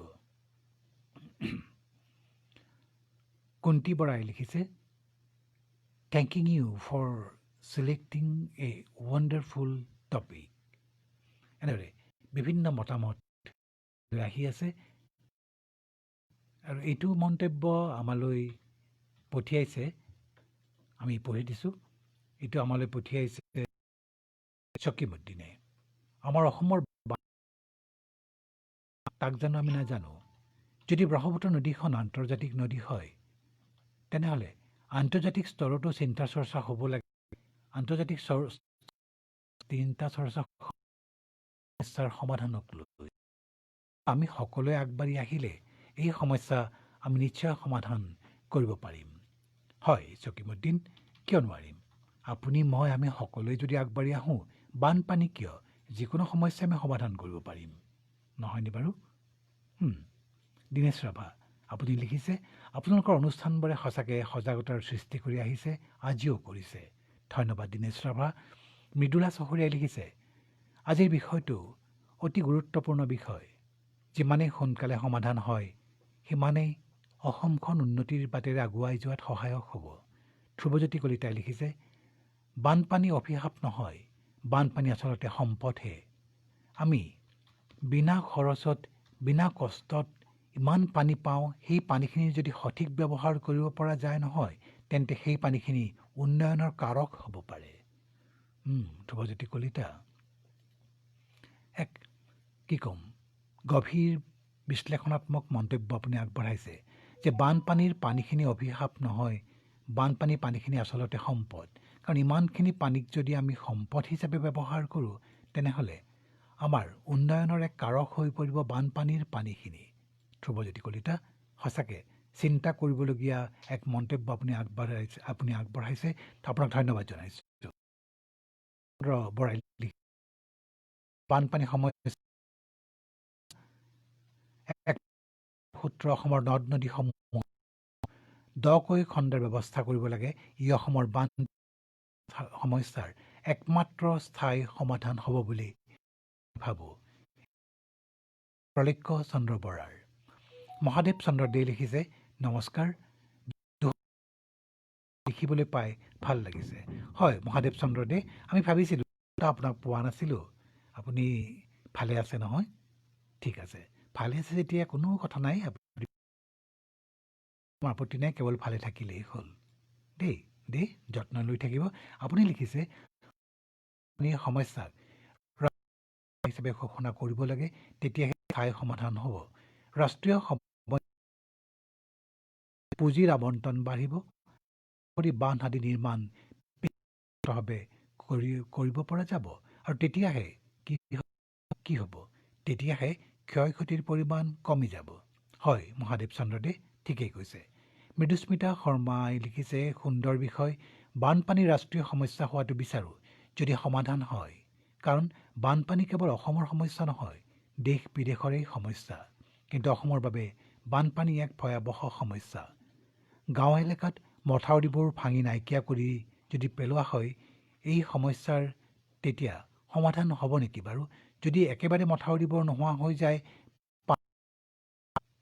সমবিস্তৃতি ঘটে, তেন্তে সমস্যাৰ সমাধান হ'ব নেকি? মৃদুস্মিতা, আপুনি ক'লে যে মথাউৰিবোৰ যদি নোহোৱা কৰি দি পানীৰ বিস্তৃতি সমান কৰি দিয়া হয়, তেন্তে বানপানী নোহোৱা হ'ব নেকি? ভাবি চাব পাৰে, বিশেষজ্ঞসকলে নিশ্চয় ভাবি চাব পাৰে যে মথাউৰিসমূহ একেবাৰে নোহোৱা কৰি দিলে পানীৰ বিস্তৃতি তেতিয়া বানপানী নোহোৱা হৈ যাব পাৰে। তাৰপিছত পৰমানন্দ মজুমদাৰেও আমালৈ মন্তব্য আগবঢ়াইছে। জুবলি দাসে মন্তব্য আগবঢ়াই কৈছে, গুৰুত্বপূৰ্ণ বিষয় আলোচনা কৰিছে আপোনালোকে। কৈছে, এবাৰ মই লিখিলোঁ, কিন্তু আৰু লিখিলোঁ। কেৰেলাত বিদেশতো দেখিছোঁ হয়, কিন্তু বানপানীয়ে অসমত যিটো সমস্যাৰ সৃষ্টি কৰে, আন ৰাজ্যবোৰত সিমান নকৰে নেকি? এখন ৰাজ্যতহে দেখোন বানপানীয়ে ভয়াৱহ ৰূপ লয়, যেনে বিহাৰ। কথাটো কি ভাবি উলিয়াব পৰা নাই মহম্মদ ৰফিক? আপুনি ভাবিব পৰা নাই নহয়? নিশ্চয় ইয়াৰ কাৰণ আছে যে কেইখনমান ৰাজ্যত কিয় বানপানী হয়, আৰু এই কাৰণবোৰ চিন্তা কৰিবলৈ বিশেষজ্ঞসকল আছে, আৰু তেওঁলোকে নিশ্চয় মতামত আগবঢ়াব। হিতেশ ডেকাই লিখিছে, মই ডিমুৰ পৰা লিখিছোঁ, এই বিষয়টোৱে আমাক সকলোকে সচকিত কৰি তোলে। ব্ৰহ্মপুত্ৰ আমাৰ আয়ুস ৰেখা, ই সৃষ্টি কৰা সমস্যা, ৰাজনৈতিক সমস্যা হোৱাটো আমাৰ বাবে দুৰ্ভাগ্যজনক। অসমক ভাল পোৱা প্ৰতিজন ব্যক্তিয়ে নিশ্চিতভাৱে ইয়াৰ সুসমাধান বিচাৰে। ৰাষ্ট্ৰীয় সমস্যা হিচাপে ঘোষণা কৰা উচিত, ৰাজ্যিক সমস্যা হিচাপে কৰিলে নহ'ব। কিন্তু দীৰ্ঘম্যাদী আঁচনি ল'ব লাগিব, আৰু বানপানীৰ সমস্যাটো কিন্তু এবছৰতে সমাধান কৰিব পৰা সমস্যা নহয়। সেইবাবে প্ৰয়োজন কেন্দ্ৰীয় চৰকাৰৰ সদিচ্ছাৰ। হেমপ্ৰভা দেৱীয়ে লিখিছে, অসমৰ বানপানীৰ সমস্যা কেতিয়াবাই ৰাষ্ট্ৰীয় সমস্যা হ'ব লাগিছিল, কিন্তু এতিয়া হ'লেও সমস্যা হিচাপে ঘোষণা কৰক। ৰাষ্ট্ৰীয় সমস্যা হিচাপে ঘোষণা কৰিলে পুঁজি আবণ্টন অধিক হ'ব, আৰু আমি সমস্যাটো সমাধান কৰিব পাৰিম। ধন্যবাদ, কি নাম দি মাতিম, কাৰণ সমস্যা সমাধানৰ ক্ষেত্ৰত অসমখন আগুৱাই অসমখন আগুৱাই নিয়াৰ ক্ষেত্ৰত আপোনালোকে বাটকটীয়াৰ ভূমিকা ল'ব পাৰে। কি নাম দি মাতিম। চন্দ্ৰজিৎ দাসে লিখিছে, ব্ৰহ্মপুত্ৰৰ সম্পদবোৰ যদি ৰাষ্ট্ৰৰ হ'ব পাৰে, সৃষ্ট সমস্যাবোৰ ৰাষ্ট্ৰৰ কিয় হ'ব নোৱাৰিব? হ'বই লাগিব। তাৰপিছত গীতাৰাণী বৰাই লিখিছে, অনুষ্ঠানটি চাই আছোঁ, কিন্তু বানপানীৰ সমস্যাটো আজিৰ জানো? মই ভাবোঁ কেন্দ্ৰীয় আৰু অসম চৰকাৰৰ সদিচ্ছা থাকিবই লাগিব। বছৰি বছৰি আমি একেটা সমস্যাত ভুগি আহিছোঁ। বছৰি আমাক জুৰুলা কৰি আহিছে। কিয় নোৱাৰি সমাধান কৰিব? আৰু এটা কথা যে বানপানী আহিব বুলি আমি জনা স্বত্বেও বানপানীটোৱে ইমান সমস্যাৰ কিদৰে সৃষ্টি কৰে? হয় গীতাৰাণী বৰা, কেতিয়াবা আমিও ভাবোঁ যে বানপানী আহিব বুলি আমি জানোৱেই। বাৰিষাৰ আগতে খৰালি আহে, খৰালিত আমি চিন্তা একেবাৰে নকৰোঁ নেকি বাৰিষা আহিব বুলি? মজিদে লিখিছে, বানপানীৰ সমস্যাই এক ভয়াৱহ ৰূপ ধাৰণ কৰিছে। আপোনালোকে এই বিষয়টো আলোচনা কৰাৰ বাবে অশেষ ধন্যবাদ। আনবোৰ চেনেলে কি কৰি আছে এইটো ক্ষেত্ৰত জনমত গঠন কৰিব নোৱাৰেনে? যদিহে আপোনালোকে পাৰে, ধন্যবাদ মজিদ ডাঙৰীয়া, আপুনি আমাক প্ৰশংসা কৰিছে, আপোনাক ধন্যবাদ জনাইছোঁ। প্ৰিয় বৈদ্যই লিখিছে, সুপ্ৰভাত, অনুষ্ঠানটি চাই আছোঁ। আজিৰ সমস্যাটো অতিকে গুৰুত্বপূৰ্ণ। অসমৰ বানপানীৰ সমস্যাটো অচিৰেই ৰাষ্ট্ৰীয় হ'ব লাগে। প্ৰতি বছৰে কিমান যে মানুহ গৃহহীন হৈ পৰে, খেতি বাতিবোৰ নষ্ট হৈ যায়। অসমখন বুঢ়া লুইতৰ বুকুত জাহ যাবলৈ দিম নেকি? কিন্তু যদি মনে মনে থাকোঁ, একো নকৰোঁ, তেতিয়াহ'লে হয়তো অসমখন খহি খহি ব্ৰহ্মপুত্ৰৰ এদিন উটি গৈ বংগোপসাগৰলৈ যাবগৈ। কিয় তেনেকৈ কৈছে প্ৰিয় বৈদ্য? দুখ লাগি গৈছে। অসমখন বংগোপসাগৰলৈ যাবগৈ। আপুনি দেখিছে, অসমৰ যদি প্ৰাকৃতিক সম্পদ, খাৰুৱা তেল, চাহপাত আদি অন্যান্য সম্পদ যিকোনো ঠাইলৈ ৰপ্তানি হ'ব পাৰে, তেন্তে বানপানী নিয়ন্ত্ৰণৰ বাবে থকা বিভিন্ন আঁচনিসমূহ, বিভিন্ন কৌশলসমূহ কিয় অসমলৈ আমদানি হ'ব নোৱাৰে? এইটো এটা গুৰুত্বপূৰ্ণ প্ৰশ্ন। ৰপ্তানি যদি থাকে সম্পদৰ, তেন্তে কৌশলৰ আমদানি কিয় নাথাকিব? প্ৰিয় বৈদ্য, আপোনাৰ দৃষ্টিভংগী সঁচাকৈ প্ৰশংসনীয়।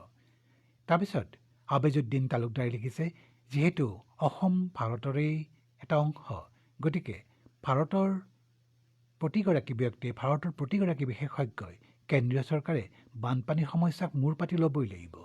কল্পনা আমিনে লিখিছে, আকাশ ক'লা হৈ আহে, তেতিয়া বানপীড়িত অঞ্চলৰ লোকসকলৰ কথা মনলৈ আহে। আমি বিচাৰোঁ এটা স্থায়ী সমাধান। হয় কল্পনা আমিন, আমিও বিচাৰোঁ এটা স্থায়ী সমাধান। কংকন গোস্বামী, আপুনি লিখিছে, বানপানী এটা বছৰেকীয়া মহামাৰী, আৰু এই মহামাৰীক কৰোণাক যিদৰে নিয়ন্ত্ৰণ কৰিবলৈ চেষ্টা কৰা হৈছে, সেই একেধৰণে চেষ্টা কৰিলে এদিন নিশ্চয় নোহোৱা হৈ যাব। কুমাৰ নকুলে লিখিছে, অনুষ্ঠানটো অতি ভাল অনুষ্ঠান আজি, আৰু এই অনুষ্ঠানটোৱে অসমৰ সমস্যা সমাধানৰ ক্ষেত্ৰত বাটকটীয়াৰ ভূমিকা। ধন্যবাদ নকুল কুমাৰ।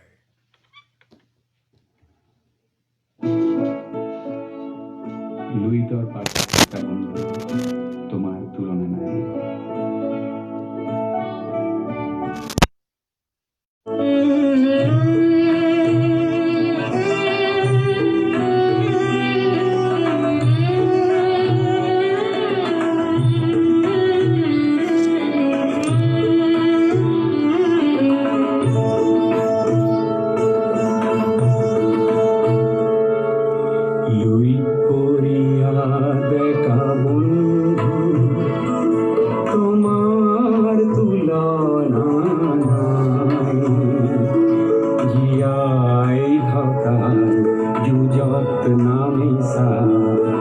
মৃত্যু শপত খাই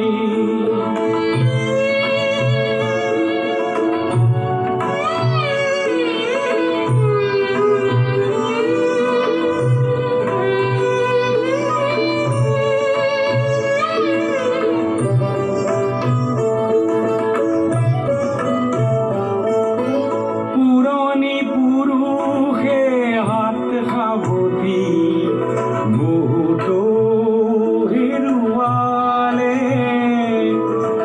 উদাৰতা সতৰুৱে দুৰ্বলতা বুলি ল'লে। আজি বজ্ৰৰ দৰে গৰ্জন কৰি সতৰুক উভলাই জীয়াই থকাৰ যুঁজত নামিছা মৃত্যু শপত খাই।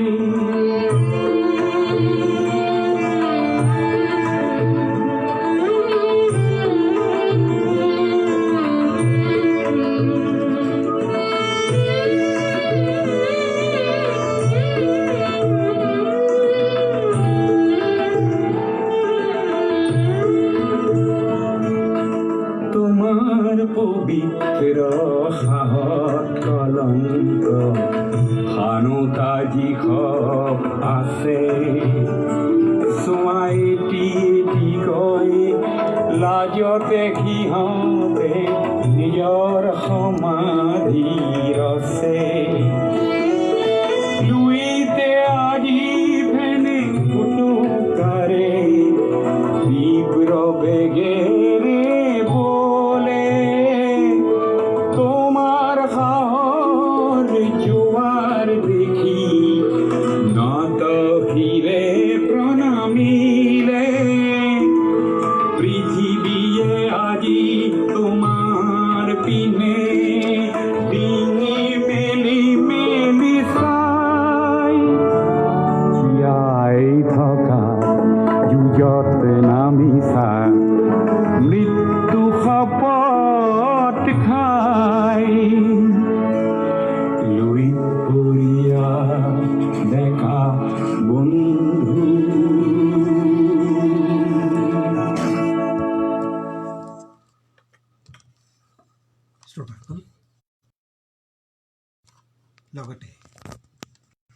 ফেচবুক ভিউৱাৰ্ছসকল, মৃদুল হাজৰিকাই লিখিছে অতি গুৰুত্বপূৰ্ণ বিষয়, আৰু এই সময়ত এনে বিষয়ৰ আলোচনা সকলোৱে কৰা উচিত। কিন্তু আকাশবাণীয়ে যে কৰিলে, ইয়ে বুজাইছে আকাশবাণীয়ে অসমৰ সমস্যাসমূহৰ কিমান গুৰুত্ব প্ৰদান কৰে। ধন্যবাদ আকাশবাণী গুৱাহাটী। ইয়াৰ পিছতে HU তালুকদাৰে লিখিছে, কেন্দ্ৰীয় চৰকাৰে মূৰ পাতি ল'বই লাগিব বানপানীৰ সমস্যাক। তাৰপিছতে উত্তৰা বৰুৱাই লিখিছে যে আমি মাজে মাজে উদাসীন হৈ পৰোঁ বানপানীৰ সমস্যাৰ প্ৰতি। কেৱল বানপানী আহিলেহে আমি চিঞৰ বাখৰখন লগাওঁ। এই উদাসীন হৈ থকা সময়খিনিত যদি ৰাজ্য চৰকাৰ, কেন্দ্ৰীয় চৰকাৰ আৰু ৰাইজ সকলো সজাগ হৈ পৰে, তেন্তে বাৰিষাৰ সময়ত হুলস্থুলখন নকৰিলেও হ'ব। অলপ বেলেগ ধৰণে লিখিছে আপুনি উত্তৰা বৰুৱা কথাখিনি। আমি খৰালি মাহত দেখোন আমি উদাসীন হৈ থাকোঁ। আমি দেখোন মথাউৰিটোৰ ওচৰলৈকে নাযাওঁ। সেইদিনাখন আমি সুধিছিলোঁ, কোনো শ্ৰোতাক আমি সুধিছিলোঁ যে খৰালিৰ সময়ত কোনোবাই মথাউৰিটো পৰীক্ষা কৰিবলৈ আহিছিলনে? উত্তৰ, তেন্তে কিয়? বাৰিষা আহিব বুলি জানিও আমি মথাউৰিটোৰ ওচৰলৈ যাব নোৱাৰোঁনে? নিশ্চয় পাৰোঁ। ঠিক তেনেদৰে আপুনিও ভাবিছে উত্তৰা বৰুৱা। গুৰুত্বপূৰ্ণ দিন ধৰি নোৱা-নৈৰ ভঙা মথাউৰি বন্ধাৰ কামত ৰাইজৰ লগত যদি চৰকাৰে হিচাপে ঘোষণা নকৰে, কোনোদিন কঁকাল পোন কৰি থিয় হ'ব নোৱাৰিব। অৱশ্যে দুৰ্নীতিৰ ক্ষেত্ৰত লাগিব।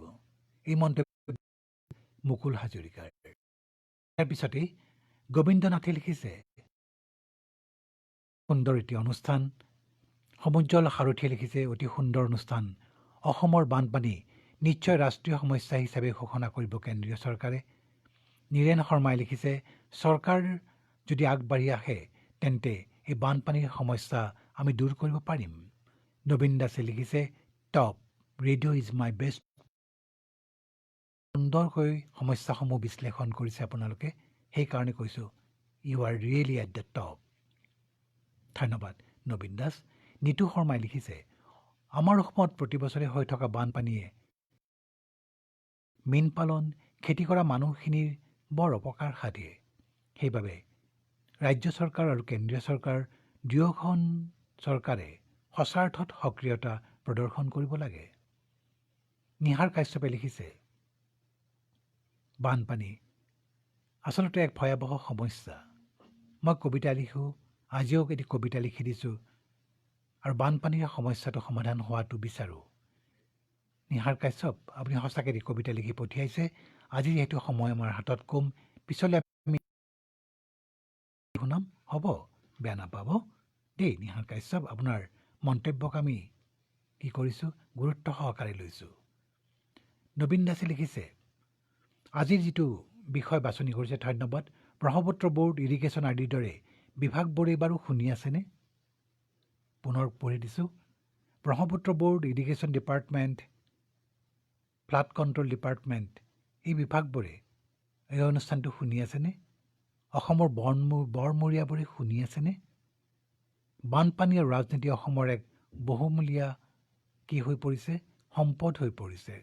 বানপানী আৰু ৰাজনীতিৰ সম্পৰ্ক হৈ পৰিছে। এইটো ভাল কথা হৈছে জানো? গতিকে ৰাজনীতি বাদ দি বানপানীক ৰাষ্ট্ৰীয় সমস্যা হিচাপে ঘোষণা কৰাৰ ক্ষেত্ৰত সকলো দল সংগঠন একেলগ হৈ যুঁজিব লাগিব। আৰু এইটোৱে প্ৰতিজন অসমীয়াই এতিয়া বিচাৰে। আমি পঢ়ি দিলোঁ নবীন দাস আপোনাৰ মন্তব্য। বিশেষকৈ এটা বাক্য সঁচাকৈ গুৰুত্বপূৰ্ণ, Brahmaputra board, irrigation department, flood control ডিপাৰ্টমেণ্টে শুনিছেনে এই অনুষ্ঠানটি? সঁচাকৈ গুৰুত্বপূৰ্ণ মন্তব্য। অৰূপ বৰুৱাই বান সমস্যা ৰাষ্ট্ৰীয় সমস্যা বুলি ঘোষণা কৰাটো বিচাৰোঁ। অসমৰ বানক ৰাষ্ট্ৰীয় সমস্যা ৰূপে গ্ৰহণ কৰিলে ভাৰত চৰকাৰ, অসম চৰকাৰ আৰু ৰাইজৰ সৈতে সুপৰিকল্পিত আঁচনি গ্ৰহণ কৰি বাস্তৱ কাৰ্যপন্থা ল'লে নিশ্চয় অসমৰ বানপানীৰ সমস্যা সমাধানৰ পথত আমি আগবাঢ়িব পাৰিম। অলি চৌধুৰীয়ে লিখিছে, বানপানীৰ সমস্যা সমাধান হ'ব যদি বিভাগসমূহৰ ওপৰত থকা দুৰ্নীতি আমি দূৰ কৰিব পাৰোঁ। নহ'লে বানপানীৰ নামত এচাম ধনী হৈ গৈ থাকিব আৰু এচামে চিৰদিনৰ বাবে ঘূণীয়া হৈ পৰিব বানপানীৰ তাণ্ডৱত। অলি চৌধুৰী, আৱেগিক মন্তব্য আপুনি আগবঢ়াইছে। হয়তো আপুনি আৱেগিক হৈ পৰিছে, নহয়নে? বানপানীৰ সমস্যাৰ বন্যাক্ৰান্তসকলৰ সমস্যা দেখি গায়ত্ৰী ৰাজবংশীয়ে লিখিছে, অসমখনক বানপানীয়ে জুৰুলা কৰি অহা দেখিছোঁ সৰুৰে পৰা। আচলতে আজিয়েই বানপানীক ৰাষ্ট্ৰীয় সমস্যা হিচাপে ঘোষণা কৰিব লাগে। তাৰপিছতে বৰ্ষা শইকীয়াই লিখিছে, অসমৰ বানপানীৰ এটা স্থায়ী সমাধান হোৱাটো আমি বিচাৰিছোঁ, কাৰণ এটি সমস্যালৈ যদি আমি জীয়াই থাকিব লাগে তেনেহ'লে অলপ আগতে এগৰাকী লিখাৰ দৰে অসমীয়া জাতি কোনোদিন কঁকাল পোন কৰি থিয় হ'ব নোৱাৰিব। সেয়েহে আজিয়ে ভাবক অসমৰ বানপানীৰ কথা।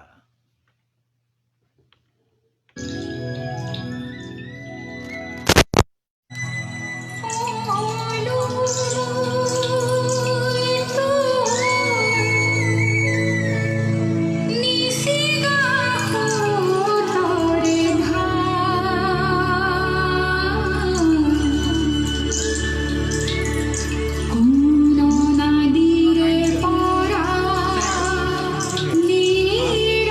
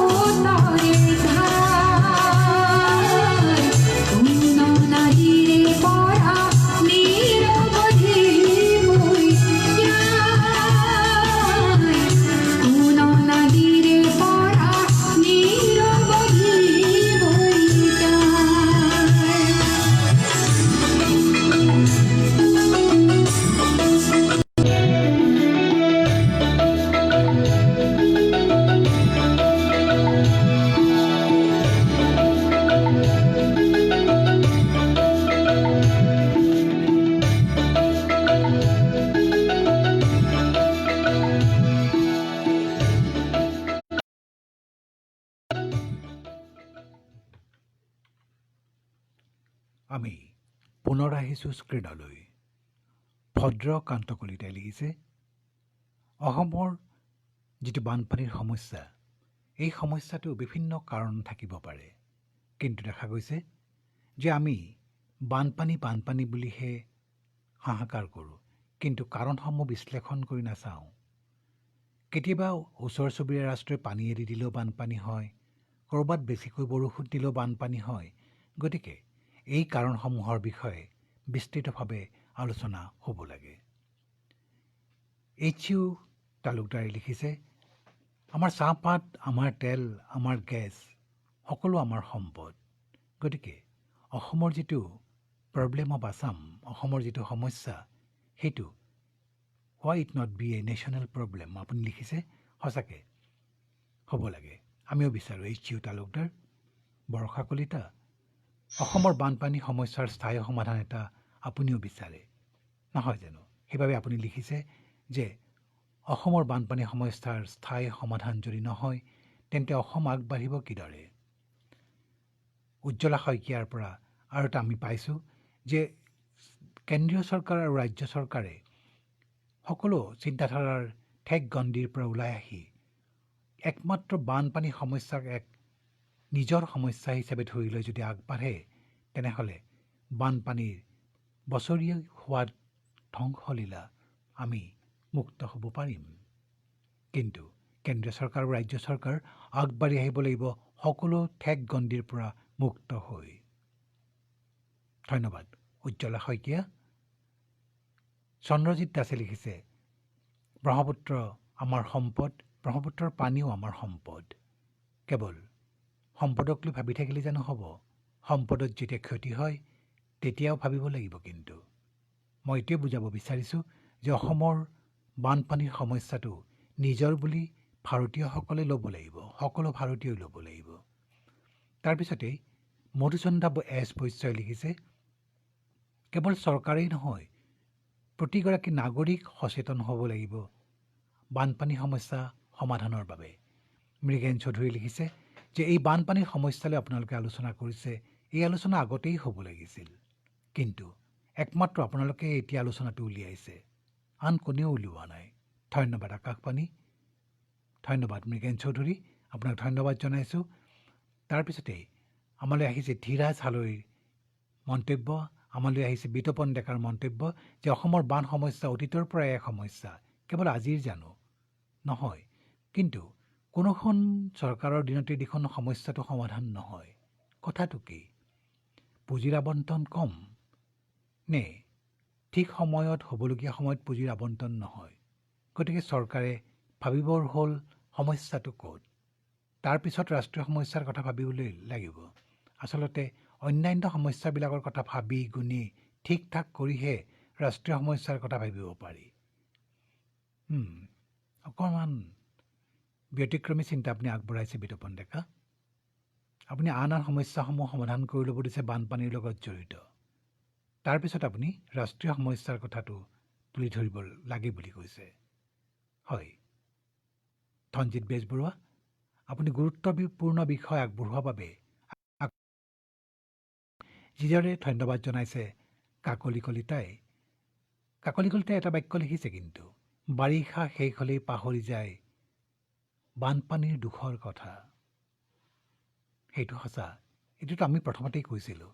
খৰালিতে কিয় ভাবিব নোৱাৰি বানপানীৰ কথা? তেন্তে আমি গীতলৈ আহিছোঁ।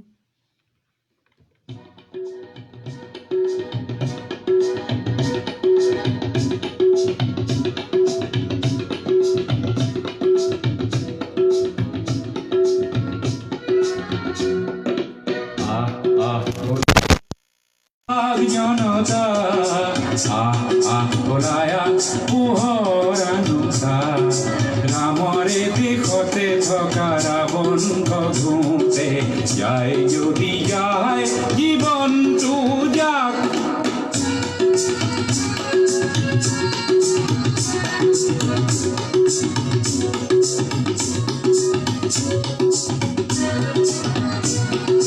সন্মুখৰে সেনাপতি থমকি জিৰালে, কিনো হ'ব সেনানীয়ে ভাবিলে গুণিলে,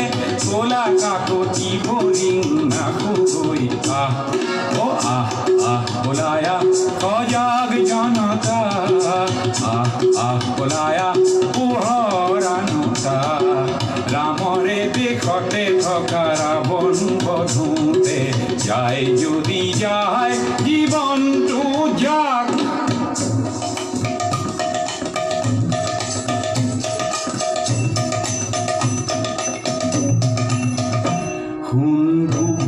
ঘুঘুঘুঘুঘুঘুৰে আৰ্তনাদ এই তিল তিল মৃত্যুৰ আনে সংবাদ ঘুঘুঘুঘুঘুৰে আৰ্তনাদ এই তিল তিল মৃত্যুৰ আনে সংবাদ এই সংবাদ শুনিও বধিৰ কিয় তই নকৰিবি কিয় তোৰ হিত প্ৰতিবাদ সংগ্ৰাম আনেটি নাম জীয়নৰে ইতিহাসে চিয়ৰে জয় জনতাৰে ৰাগ এৰি দানৱকে বধ কৰি আহ বোলায়া সজাগ জনতা বোলায়া পোহৰানতা ৰামৰে দেশতে থকা ৰাৱণ বধূতে যায় যদি যায় জীৱনটো যায়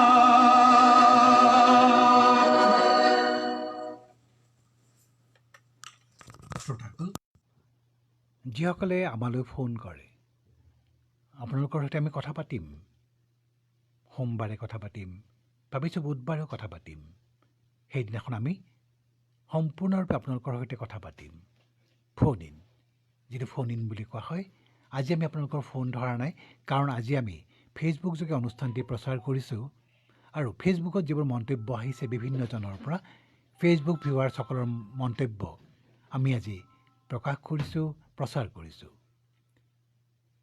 কিৰণ চুতীয়াই লিখিছে বানপানী সঁচাই ৰাষ্ট্ৰীয় সমস্যা হ'ব লাগে কাৰণ প্ৰকৃতিৰ তাণ্ডৱলীলা বানপানী যেতিয়া হয় সেই অঞ্চলৰ ভুক্তভোগীয়েহে জানে এবাৰ বানপানী হ'লে পিছৰ বছৰলৈ সাজু হওঁ মানে জীৱন যুঁজত জয় হ'বলৈ চেষ্টা কৰোঁ মানে আৰু বানপানী আহে গতিকে যি অঞ্চলত বানপানী হয় তেওঁলোকেহে জানে জীৱন ধাৰণৰ কথা আৰু জীৱনলৈ অহা ঘাত প্ৰতিঘাতৰ কথা হয় কিৰণ চুতীয়া যে কঁকাল ভঙাৰ পিছত আৰু এটা বানপানী কিছুদিন পিছতে আহে গতিকে কঁকাল পোন কৰি থিয় হ'ব কেনেকৈ আমিও ভাবোঁ প্ৰতি বছৰেই যদি বান আহে আমি অসমৰ উন্নতিৰ কথা ভাবিম কেনেকৈ অসম কৃষিপ্ৰধান ৰাজ্য আৰু অসমৰ কৃষি যদি প্ৰতি বছৰেই বানত ক্ষতি হয় বিনষ্ট হয় বিধ্বস্ত হয় তেতিয়া আমি উন্নতিৰ কথা ভাবিম কিদৰে নহয়নে বাৰু ভগৱান ব্ৰহ্মণে লিখিছে যে অসমৰ দৰে এখন ঔদ্যোগিকভাৱে পিছপৰা ৰাজ্যত বানপানীয়ে যদি কৃষিখণ্ডকো ধ্বংস কৰে তেনেহ'লে আমাৰ উন্নতি হ'ব কেতিয়া আমি দেখোন জুৰুলা হৈ পৰিছোঁ কঁকাল ভাঙি পৰিছে আমাৰ কঁকাল পোনাবলৈ নিজস্ব শক্তি নাই আমাৰ গতিকে আমি ভাবোঁ দেশখনে গোটেই দেশখনেই আগবাঢ়ি আহিব লাগে অসমৰ সমস্যাৰ অসমৰ বানপানীৰ সমস্যাৰ সমাধানৰ বাবে আমিও বিচাৰোঁ প্ৰতিগৰাকী ভাৰতীয়ই যদি অসমৰ এই বানপানীৰ সমস্যাটো সমাধানৰ হকে মাত মাতে তেনেহ'লে সেয়া কেৱল অসমৰেই ভাল নহয় সেয়া হ'ব যে ভাৰতৰ প্ৰতিগৰাকী ভাৰতীয়ৰ বাবেই ভাল কথা এটা নহয়নে সেয়েহে আমি প্ৰচাৰ কৰিছোঁ আমাৰ এই অনুষ্ঠানটি লুইতে নে যাবা লুইতে কুমাৰ পাৰগুৰু পালি বাড়ি লুইতে নে যাবা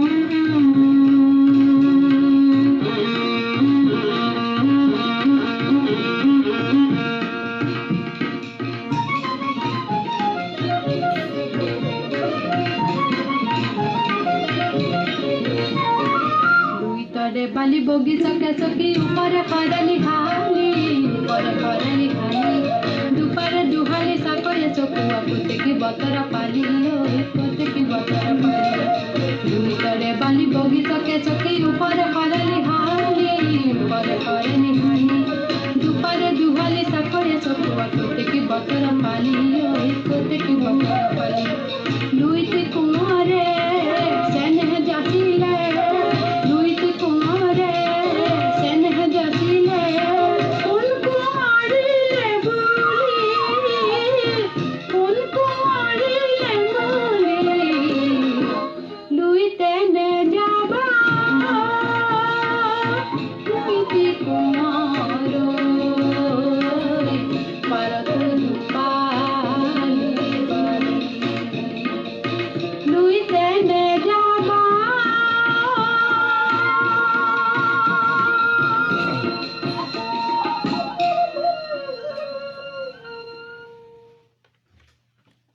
শিৱানী বৰুৱাই লিখিছে, পানীৰ মাজত এটুপি পানী বিচাৰি হাহাকাৰ কৰি থকা, অন্ন বস্ত্ৰ বাসস্থানৰ বাবে ভয় শংকাত দিন ৰাতি পাৰ কৰা, আশ্ৰয়হীন দুৰ্বল ভোকাটোৰ আপোন মানুহবোৰৰ হেতা মুখবোৰে বৰকৈ দহিছে মোক। আপুনি লিখিছে, ৰাজ্যৰ চাৰিওফালে বানৰ তাণ্ডৱ, দুৰ্ভগীয়া শতজনৰ হাহাকাৰ, বানপানী ৰাষ্ট্ৰীয় সমস্যা হিচাপে কাকতে পত্ৰে অভিহিত হৈ নাথাকি প্ৰকৃত অৰ্থত এই সমস্যাৰ সমাধান হোৱাটো বিচাৰোঁ। মই শিৱানী বৰুৱা, ফুলনি গাঁৱৰ পৰা লিখিছোঁ, গোলাঘাটৰ পৰা। আকাশবাণীক ধন্যবাদ জনাইছোঁ যে এইটো বিষয় আজি অনুষ্ঠান হিচাপে আগবঢ়াইছে। হয় শিৱানী বৰুৱা, আমি অনুষ্ঠান হিচাপে আগবঢ়াইছোঁ। আমিও বিচাৰোঁ যে কাকতে পত্ৰই বানপানীৰ ৰাষ্ট্ৰীয় সমস্যা হিচাপে অভিহিত হৈ থাকিব নালাগে। প্ৰকৃত অৰ্থত এই সমস্যাৰ সমাধান হোৱাটো আমি বিচাৰোঁ। তাৰ বাবে আপুনি যিদৰে সজাগ, প্ৰত্যেকেই যদি সজাগ হয় তেন্তে এইটো সমস্যা আমি কিয় সমাধান কৰিব নোৱাৰিম কওক? হয়নে নহয় শিৱানী বৰুৱা? আপুনি নিশ্চয় অনুষ্ঠানটো চাই আছে, কিন্তু আপোনাৰ লগত মই একমত যে কাকতে পত্ৰই ৰাষ্ট্ৰীয় সমস্যা হৈ থাকিব নালাগে। সঁচা অৰ্থত ৰাষ্ট্ৰীয় সমস্যা হ'ব লাগিব, সকলোৱে আগবাঢ়ি আহিব লাগিব, তেতিয়াহে আমি এই সমস্যাটো সমাধান কৰিব পাৰিম। ধ্ৰুৱজ্যোতি বৰদলৈ, আপুনিও গুৰুত্বপূৰ্ণ কথা এটা কৈছে, পঢ়িছোঁ ইতিমধ্যে মই আপোনাৰ মতামতটো, যে ভৌগোলিক অৱস্থিতি আৰু গঠনৰ বাবে অসমত বানপানী প্ৰৱণ। বাৰিষা মৌচুমী বতাহ আহে, বানত ডুব যায় মানুহৰ জীৱন। আচলতে মানুহখিনিকো সাজু কৰি তুলিব লাগিব। বিনয় ভূষণ বৰুৱাই লিখিছে, কাজিৰঙাত যিদৰে ওখ ঠাইত থাকি জীৱ জন্তুৱে জীৱন ৰক্ষা কৰে আৰু কিছুদিন পিছতে কাজিৰঙাখন পুনৰ সেউজীয়া হৈ পৰে, অসমৰ বানপানীও সহ অৱস্থান কৰিবলৈ আমি শিকিব লাগিব। সমাধান কিমান দূৰ সম্ভৱ এক চিন্তনীয় বিষয়, কাৰণ যিমান পুঁজিৰ প্ৰয়োজন হ'ব স্থায়ী সমাধান কৰিবলৈ, সিমান পুঁজি চৰকাৰে দিব পাৰিব নোৱাৰিব, সেয়াও এক সন্দেহজনক কথা। বিনয় ভূষণ বৰুৱা, হয়, সেইটো এটা চিন্তা কৰিবলগীয়া কথা। কাৰণ আমাৰ দেশখনত ইমান সমস্যা, সকলো সমস্যা সমাধানৰ বাবে ইমানেই পুঁজিৰ প্ৰয়োজন হয় যে আমাৰ সমস্যাটো সমাধান কৰিবলৈ পুঁজিৰ অভাৱ হ'বগৈ নেকি বাৰু? বোধহয় নহ'ব। কাৰণ কেন্দ্ৰীয় চৰকাৰে গুৰুত্ব দিছে, অসমৰ বানপানী সমস্যাক শেহতীয়াকৈ আৰু গুৰুত্ব দিছে, আৰু ৰাষ্ট্ৰীয় পৰ্যায়ত সমস্যা হিচাপে ঘোষিত হোৱাৰ সম্ভাৱনা নথকা নহয়। নিশ্চয় আছে, নিশ্চয় আছে। গতিকে আমি আশাবাদী যে হয়তো ৰাষ্ট্ৰীয় সমস্যা ঘোষিত হ'লে অধিক পুঁজিৰ আবণ্টন হ'ব আৰু এই সমস্যাটোৰ স্থায়ী সমাধান আমি বিচাৰি পাম। তাৰপিছতেই নিভা দেৱীয়ে লিখিছে, বানপানী সমস্যাক ৰাষ্ট্ৰীয় সমস্যাৰূপে ঘোষণা কৰক। জগদীশ চন্দ্ৰ শৰ্মাই লিখিছে যে বানপানীক সুযোগ হিচাপে যিসকলে গ্ৰহণ কৰিব তেওঁলোক আমাৰ শত্ৰু, কিন্তু এইটো পাহৰি নাযাব। সঁচা কথা, বানপানীক যিসকলে সুযোগ হিচাপে গ্ৰহণ কৰিব তেওঁলোকক আমি শত্ৰুজ্ঞান কৰিবই লাগিব। এইটোৰে জগদীশ চন্দ্ৰ শৰ্মাই আচলতে দুৰ্নীতিৰ কথাকে বুজাব বিচাৰিছে। আমিও বিচাৰোঁ দুৰ্নীতিমুক্ত হওক বানপানীৰ ব্যৱস্থাপনা। আহক আমি গীতলৈ আহোঁ, আৰু এইটোৱে হ'ব আজিৰ আমাৰ অনুষ্ঠানৰ শেষ গীত। আৰু আমি ৰাঘৱেন্দ্ৰ দেৱৰ পৰা পাইছোঁ মতামত, পাইছোঁ দিগন্ত কুমাৰ বৰাৰ পৰা পাইছোঁ, বুদ্ধদেৱৰ পৰা পাইছোঁ, নুৰ আহমেদৰ পৰা পাইছোঁ, আমি মহিবুৰ ৰহমানৰ পৰা মন্তব্য পাইছোঁ। প্ৰদীপ পাটগিৰিয়ে লিখিছে, অসমৰ বান কালান্তক বান, এই বানে প্ৰতি বছৰে অসমৰ হাজাৰ বিজাৰ কৃষিভূমি বিনষ্ট কৰে। গতিকে এই বানক সমাধান আমি বিচাৰোঁ। সমৰজিৎ আলেং, লক্ষেশ্বৰ কাকতি, শেৱালী গোস্বামী বৰঠাকুৰ, জনাৰ্দন নাথ, নুৰ আহমেদ, দেৱযানী চহৰীয়া, আপোনালোক সকলোলৈকে আমি ধন্যবাদ জ্ঞাপন কৰি আজিৰ অনুষ্ঠানৰ শেষ কীৰ্তি বজাইছোঁ। এই একে ধৰণৰ অনুষ্ঠানলৈ আমি পুনৰ লগ পাম আপোনালোকক অহা বৃহস্পতিবাৰে। নতুন বিষয় আমি দিম। আজিৰ লাইব্ৰেৰী কম্পিউটাৰত আছিল পদ্ম তালুকদাৰ আৰু লাইভত আছিল, ফেচবুক লাইভত আছিল নীল দাস। তেন্তে আমি অনুষ্ঠানটো সামৰোঁ এই গীতটিৰে।